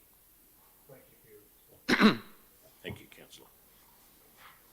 Councillor Nelson. Thank you, Mr Burgess. Thanks, Mr Mayor. Look, it's spelled out here clearly why the screens weren't in place. You made the call to have a meeting. There were objections from Councillor Turland that the meeting should not go ahead because it didn't comply. And my comment to that is that the community would say to council, get on with it. Now, we had a quorum, we had everybody on board, so let's have a meeting. And so we did. What would the community say if we listened to Councillor Turland when he said, this meeting's out of order, close it down, you know, have it next week or something? They would laugh at us. So we had the quorum, we had everybody there. They were all on Zoom, so let's get on with it. Councillor, now it has to be to the COVID plan. I'm going to speak to what Councillor Nelson just said. Mr Mayor, it was confirmed by the Acting General Manager at the time, Mr Paul, to Councillor Turland, and he'll come on this, that the meeting did not have the required 3 days notice, Councillor Nelson. On the matter of the capacity, Mr Burgess, in the NATI room and annex, the signs there... It has got nothing to do with... Okay, I'll ask this, I'll just say this. No, Councillor I'll just say Scandrett, this, Mr Mayor, in you debate. will get yourself into serious trouble if you keep over speaking me. And you will be the second councillor to be expelled from the meeting. And it does not concern me one little bit. I know that, Mr Mayor. And that would look really good on your resume to be thrown out as a member of the public and then to be thrown out as a councillor. So behave yourself, please, and conduct yourself with the decorum of this meeting. I'd like to know, councillors, when those screens were actually delivered. And of course, the response here says they were via a contract variation. Councillor, I am asking Mr Burgess to make comment. I believe he does. And then I am shutting that down. If you need any further information, then do it through the official If I may channel. finish my question, well, my I am statement. asking Mr Burgess, you made the comment, where were the screens? On the Monday. Mr Mooney has already replied to that on the basis that it's a matter for the contractor, Matrix. I don't know. I can't tell you, and I can't sit here with the Spanish Inquisition trying to I'm not trying to do glean that, Mr. from the Burgess. staff what they don't know. But Councillor, with Councillor Scandrett, let the staff member finish. Thank you. If we're approving... Councillor Scandrett. If we're approving a Oh, Mr Mayor, Put the motion. By Jove, you going close. Eh? Put the motion, please. The motion be put. All in favour of the recommendation? Against? Carried. Now, councillors, what has just transpired in the last quarter of an hour by you, Councillor Scandrett, has been absolutely objectionable. Yes, I know. You do it on purpose. You do the whole thing to manipulate the meeting so you can be seen as the white knight sitting on an ass. So just behave yourself. Question with notice 17.8, Civic Centre total cost. Councillor Turlett. Yeah, look, if I could just make the recommendation that a full, as it says here, a full spreadsheet on the total cost which relate to the Civic Centre upgrade. And as I brought before, debating now or not? I'm going to ask Mr Mooney, because the council, and I'll just say this, council passed a motion to refurbish the, to the staff of whatever the total amount was. 9.26 million. To refurbish the staff. Now, you raised the point that that there is cost variations within any building. You said that yourself at the last council meeting. Now, if there are variations to the cost of certain items within the budget and the allocation of that money, that is within the budget. If the budget is overrun, then any overrun of the budget will come back to council. It is not councillors, it is operational, and it is not required by staff to provide a spreadsheet on the expenditure. It is within the budget of the council that was set. So we get ridiculed by saying that we don't provide information and whatever. The amount of time that senior management spend on questions with notice and notices of motion is extraordinary. And that's why I put in that recommendation that one meeting or one notice of motion and one question with notice per councillor at a meeting. There is a reason for it. And this is the reason It is costing the organisation, I don't know, hundreds of thousands of dollars with the amount of money that's been spent on council time, answering questions which councillors have no need to know. I don't think that's right. I think that's a statement that's a little bit No, short not of if it's hand. within the budget, councillor. It is exactly the question. So I wrote an Mr email. Mooney, you did ask the question to Mr Mooney, and I'll ask Mr Mooney to respond. I haven't asked a question at all yet. Yes, you did. You said you wanted the full spreadsheet. I'm asking Mr Mooney to give a response to that. Thank you, and through you, Mr Mayor. Councillors, subsequent to the Finance Committee that was held on the 17th of February, there were three particular points of information that Councillor Turlin sought staff to provide after the meeting. They related to key expenditure incurred to date on the project within the $9.26 million Civic Centre refurbishment project. The second component that Councillor Turlin requested was additional information on the complementary projects which are being completed as part of the overall precincts work. So looking at the $9.26 million Civic Centre refurb as a discrete, but the primary project, but then also providing additional information in relation to all of those ancillary projects, such as Councillor Turlin referred to earlier on, the solar lighting, the library fit out and the landscaping. The third element that Councillor Turlin requested was a list of variations, approved variations, against the contract with Council's primary or principal contractor, Matrix Building Company.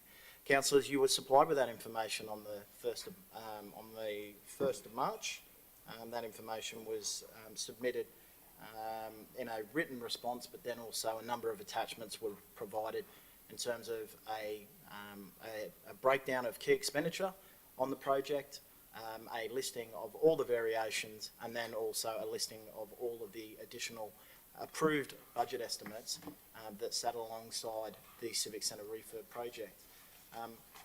I implore councillors, we have been very open, we've been very transparent in providing this information, and if this information hasn't necessarily been of a nature or of a standard that has met a particular councillor's understanding, then as has been the case in the past, we encourage those councillors to reach out to us, to senior staff, to the Acting General Manager, myself, or Mr Pepping, to have a conversation so that these matters can be clearly dealt with, so that there can be no confusion around key signature projects such as the Civic Centre refurbishment project. That information, as I said, was provided in early March. There was a subsequent email that was provided by Councillor Turlin that was responded to today. I will leave it at that. Responses have been provided to all of those questions, and I would welcome any feedback from Councillor Turlin or other councillors with respect to the way that information is presented, and if there's a need for us to provide further information, then again, Mr Mayor, we're happy to do so. Thank you. Councillor, Mr Mooney. Look, I wrote an email on the third, which related to the first of March, and I asked a question, and the question is, which has been responded today, but only one of the items have been answered, and this is what I'm asking for: a total cost forecast, including further anticipated variations. My assumption to date, using the mathematics I have in front of me, of the information provided on the first, is that this project now is $10.7 million. And that includes a $200,000 from the landscaping budget that hasn't been put, I don't know where it's come from, but it's in there somewhere. But it's $10.7 million. And so the other questions I've asked, which is quite simple, a project management system which council owns can push a button and provide the information. Other items I've asked for is floor coverings, tiles, carpet, vinyl, air conditioning, new and restated items. This is right to my question, which I'm asking. Why don't you, rather than take up all the time in the chamber, write all these questions, take up staff hours I did. to give you the answer. That's it, I did. Today's Why the don't 10th, you that was on the just- 3rd. Why don't you just come in and sit down with Mr Mooney and go through it over 20 minutes? The answer that I got answered one question. Thank you. Not all my I just questions asked today. you, why don't you? And I only got it today, but already this building has cost 10.7 million. Councillor Turland, I'm asking you a question.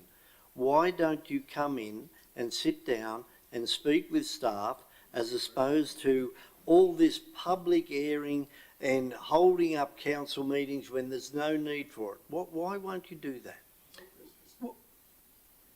What was that, Mr Councillor Coughlin? What did you say? Is it really? Okay. Or maybe it's out of your depth. Oh, come on, councillors, for goodness sake. We were going all right for the first part of the meeting until we get to questions with notice and notices of motion. And then it just is an attempted assassination of other councillors and staff. And that is why we are in the position we are now, because of these flaming notices of motion and questions with notice. If we didn't have them, we'd probably all walk out of here in a reasonably civil manner. But all it does is opens up old wounds and inflames tempers. Councillor Nelson. An amendment if Councillor Turland would allow me to speak. Thanks, Mr Mayor. I'd like to move the, I guess it's an amendment, is it, that which is the recommendation as printed, that the information be noted. Okay, move Councillor Nelson, seconded Councillor Andrews. Councillor Scandrett. Councillor Nelson, do you wish to speak to it? And then, we don't have a seconder for Councillor Turland's spreadsheet. Councillor Scandrett. Councillor Nelson, do you wish to speak? Look, Mr Mayor, you just summed it up. We need to move on. It's within budget. You know, councillors have got the opportunity to pick up the phone, come in and talk to staff. This is just taking up staff time. This is pointing the finger at staff, saying that they don't get their question answers in time. So, you know, let's note it and move on. Councillor Scandrett. I second that motion in the interests of public open and transparency, responsibility and accountability, communication and teamwork, etc., as per our standards here. Mr Mayor, who would be the right person to tell me in relation to this when variations are put in that are covered by the contract? Who makes those approvals? Is it you, Mr Mooney? Thank you. Through you, Acting General Manager, to Mr Mooney. Through you, Mr Mayor, Councillor Can't hear you, Scandrett. sir. Through you, Mr Mayor, Councillor Scandrett, that is done through delegation. So, depending on the size of the variation that is being sought, it will then be approved by the council officer who has the necessary level of delegation to approve it. Thank you. So that it comes from contingency if it's complying variation, and as per standard practice, the officer at the appropriate level deals with the documentation. They receive the documentation from the principal contractor, which details the proposed variation and the cost and so on.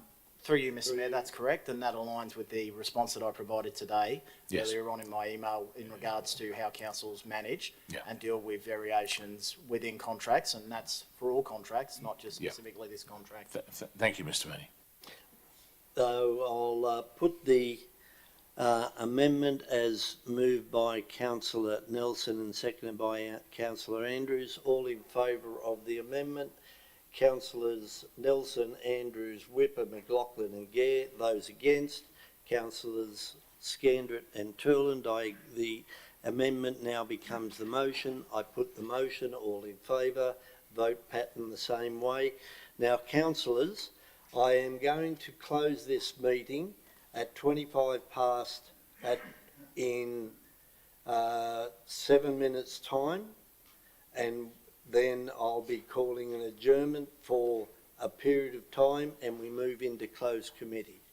Mr Mayor, So- I'm going to flag that the motion that I was held over from the last council meeting is at the end of this business paper, and that other notices of motion have made their way in front of that.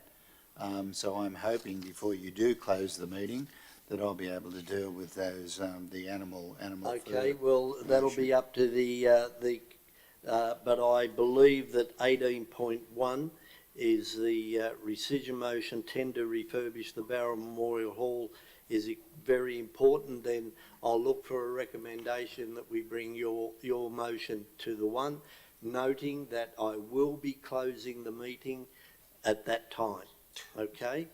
Mr Mayor? I'm looking for a Yes, Mr Mayor, can I speak? mover of the, I need to speak here, Mr Mayor, because 18.3, with the greatest respect, is older. A number of these have been held over, as you know. And obviously the notice of motion, I am 18.2, Mr Mayor, is I also am, old. seconder, I am asking somebody to, in relation to the recommendation on 18.1, that somebody move a motion that it be rescinded or not rescinded or whatever.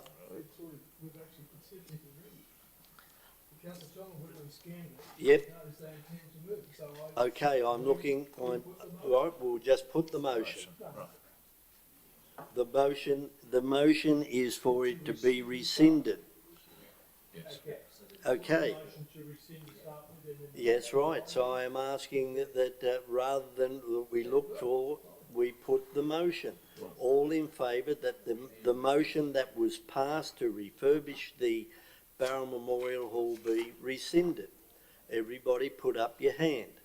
Councillor Turlin, Scandrett and Councillor Whipper.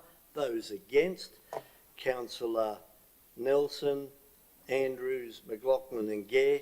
I declare the rescission motion Mr Mayor, defeated. could we have the votes recorded, please? So that is, the motion was not, rescission motion was not carried. I'm looking for a motion to bring forward 18.5. Mr Mayor, 18.2 is older I am than that. asking for. I move that there was a 18.2, Move the business be... Councillor Whipper, seconded to Councillor Whipper's request to bring it Yes, forward, seconded no, Mr. Councillor Mayor. Nelson. Mr Mayor, Excuse me, Councillor Scandrett, I am going to put that recommendation. you're filibustering, Mr Mayor. Councillor Scandrett, 18.2 is older. thank you. I am putting 18.5. It's to be brought forward as a matter of urgency. All in favour? Carry.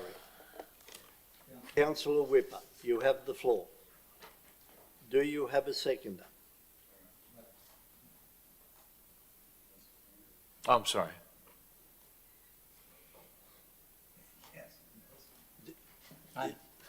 Oh, sorry. Mr Mayor, point of order. Councillor, we are looking for a seconder of Point Councillor of Whipper's motion. order. Let it be said, point of order. Hello, point of order. Point of order, Councillor. Mr Mayor, you're not running with the age of these motions, which some have been, which have held Thank you. over The councillor, no three point meetings. of order, no point of order. The motion was put and the majority of councils passed it. Councillor Whipper, though, is having trouble getting a seconder. Do I have a seconder? Thank you. There we go. There you go, we're off and running. So, Mr Mayor, this doesn't have to be laborious, not like other items that have been on the agenda tonight. All I'm doing is asking councillors to look into their conscience and to support a recommendation which really is not going to have a great deal of impact on council. We know that there are no markets held on council land at the moment anyway. This is just making, I believe, sending a message out that that there is opposition and within this community about the treatment of animals in the production of animal furs. If you read some of the information we have, we wouldn't be a council that's alone in this. Other councils, including Inner West, Blue Mountains, City of Sydney, Canterbury, Bankstown, have already enacted these bans. And it sends a strong and unified message, I think, in behalf of the community. We have a community in this shire, Mr Mayor, that are quite obviously animal lovers. We've spent a lot of time on our companion animals policy, and I think we've shown a lot of compassion in relation to that. When you read some of the documentation around this, globally, the animal fur process is one that in some instances actually skins animals alive, and there's a lot of ill treatment of animals. Now, anybody that can condone that in this day and age, I think needs to look deep within themselves. I'm not into wearing fur coats. I don't know that anybody in this chamber is, and I think we need to do that. There's even provision within this motion for those people that do have furs to donate them to be surrogate mothers, I suppose, for those animals that have been displaced. So we can reutilise that as well, Mr Mayor. This is a motion that I'm asking councillors to look within themselves on and to vote on conscience, to send a message out there that, that we are humane in our approach to animal treatment and that we do value life, I think, in all its forms and the sanctity of life. In this day and age, there's no real need for people to sell furs, particularly on council land where we're not doing it anyway, Mr Mayor. So I'll leave it at that and ask councillors to, as I said, vote on their conscience. Thank you, Councillor Whipper. Councillors, we have... Yep, move the motion be put. No, I haven't spoken yet. I have neither, but I'm giving it up if the motion be put. Well, I can't put the motion be put. There is not two speakers. Okay, I'll speak. Two against. I'll speak, thank you. So then, yes, you may speak. Councillor Whipper has been able to put his motion forward. Well, I hope that when you look within yourselves, Councillor Whipper, you will look at your Doc Marten leather boots. B1490Z is the style you wear, because I know that they are made from first grade leather. Move the motion be put. Councillor No, Nelson. I get to speak, Mr Mayor. Yes, Councillor Scandrett Yes, is totally out of order in wanting to put the motion forward. He was the one who wanted to... Please stick to the debate of the I will. skins Look, and furs. I had a little think about this, Mr Mayor, and I thought that my suggestion is that it would be better if the motion was referred to the Local Government Association conference, so it could be debated on the floor there, particularly with a number of councils there. I sort of feel that numbers 1 and 2 were counterproductive in that we're banning the sale of animal fur on council land, but then in the next item 2, if that gets carried, then it would be banned on council land anyway. Now, Kempsey Shire Council has the Akubra business conducted in that shire, and I just wonder how would we feel if that business was in our shire? So we would need to balance that up. I understand Councillor Whipper has said that the fur business is not that great, and there's been a number of cases overseas where people with these beautiful mink fur coats have been had paint thrown on them and all that sort of thing. That's drawn the attention of the fur business to the world and to Australia.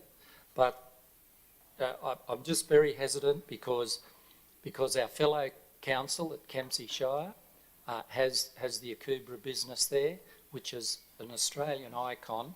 So I think maybe if Councillor Whipper comes back with notice of motion that it go to the local government conference might be the better way to go.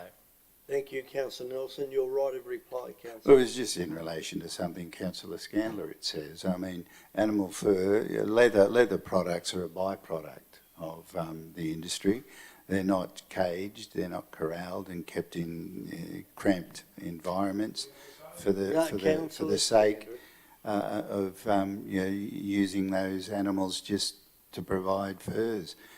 Years ago, we as a council visited a piggery, and I tell you what, it's the only time I felt really sick in the guts to see the way those pigs were treated.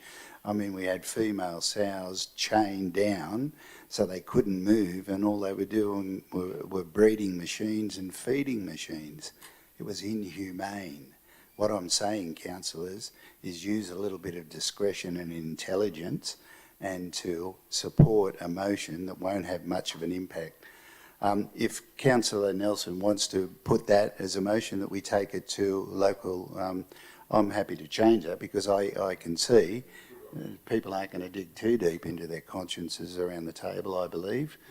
So if we want to take it to that higher level, I'm prepared to support that, because let's get it on the agenda and let's take it to that level where we might be able to go broader than this shire. So if you wanted to put that up there, Councillor Nelson.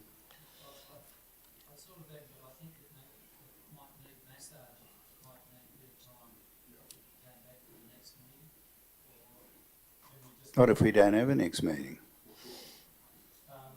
Well, there won't be a local, oh yeah, there will be, but we won't. There'll still be a local government association, but maybe there's others. Look, I'll let it stand. I'll stand on principle. I can always bring it back in another form if I have to. So let's just leave it the way it is, Mr. Mayor. I'll put the motion. I've said all I've got to say at this stage. It's inoffensive. It's not going to impact on anything. We don't have any council markets on council land. It just sends a message out there. So I'm prepared to send a message out there. Thank you. So I'll put the recommendation as moved by Councillor Whipper and seconded by Councillor Nelson. All in favour, please raise your hand.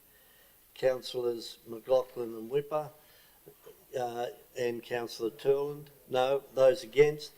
The balance of the councillors. I declare it lost. Can we have our names recorded on that, Mr. Mayor? Yes, we'll record the names. Thank we will you. record the name. Now, councillors, there is a reason why I would like, if you're willing just to put the recommendations as they're printed, then I will allow them. But if you're going to debate them, then I will be looking for a mover to suspend. Well, Mr. Mayor, 18.2 hasn't got a recommendation. It's the next one, so let's deal with that. Okay, then if that be the case, the motion for recruitment of general manager, that it be noted. Somebody be prepared that it be No, moved, be the noted. recommendation Councillors, is there that be that I have suspended, put so up, as, and I have a asked seconder for that. Okay, then if you want to do that, Yes, please. Thank you. is there a second to Councillor Toole? Then I'll put that recommendation. No, I'd like to speak to it, Mr. Mayor. Councillor Toole, Scandrett, for the sake of the meeting finishing with the business paper completed, I ask you not to speak. You will get the feeling when the hands go up, I think. Mr. Mayor, with respect, I decline that. I would like to do that. You can push back 10 minutes. I will ask councillors somebody to move suspension of standing orders to have a recess for 5 to 10 minutes, and we reconvene to go into closed committee. Reconvene to deal with this and then go into Thank closed. you, Thank you. Councillor. I'll move that, Mr. Mayor. But providing we come back to general business. Councillor Scandrett. I'm speaking, Mr. Mayor. So am I. And I am looking for somebody to move to suspend standing orders, seconded by Amendment, Andrews and Nelson. Mr. Mayor. For 5 to 7 minutes. Amendment, Mr. Mayor. Have a recess, then come back straight into closed. And I want to move an amendment, Mr. Mayor. God. Well, Do you really want to? No, really Mr. Mayor, I'm want to just see acting this for the community. You- The community wants to hear this motion, 18.2. Okay. So my amendment is the same as that you've just put up, suspending, provided that 18.2 be heard. Okay, then I'll put the the amendment as moved by Councillor Scandrett. All in favour? Did you have a seconder? All right. No, you did have a second up there. Why don't you just put the motion? Yeah, just put the motion, Mr Mayor. Right. What's so scary? Well, I wanted to put it before councillor Scandrett. All those in favour of the amendment? He hasn't, why? I am suspending standing orders for a 7-minute recess to come back to go into closed committee. Are you moving an amendment? Yes, Mr Mayor, that we deal with 18.2 and then go into suspending standing orders. Then I will put the amendment first, as moved by councillor Scandrett and seconded by councillor Turl. Thank you, Mr Mayor. That's an amendment, it's not a motion. Okay, I'll put that, all in favour. 3. Councillors Turland and Scandrett. Those against? No, hang on, Mr Mayor, you haven't reflected the vote. Well, all in favour of the amendment, please raise your hand. Deal with 18.2, which we would have dealt with by now. You will, and those against? Those against, councillors Nelson, Andrews, Whipper and Gare. I declare the amendment lost. I'll put the Votes motion. recorded, please. I'll put the motion. All in favour, please raise your hand. Thank you. Same way with councillor Turland and Scandrett declining. We are in a 5 to 10 minute recess and I will come back.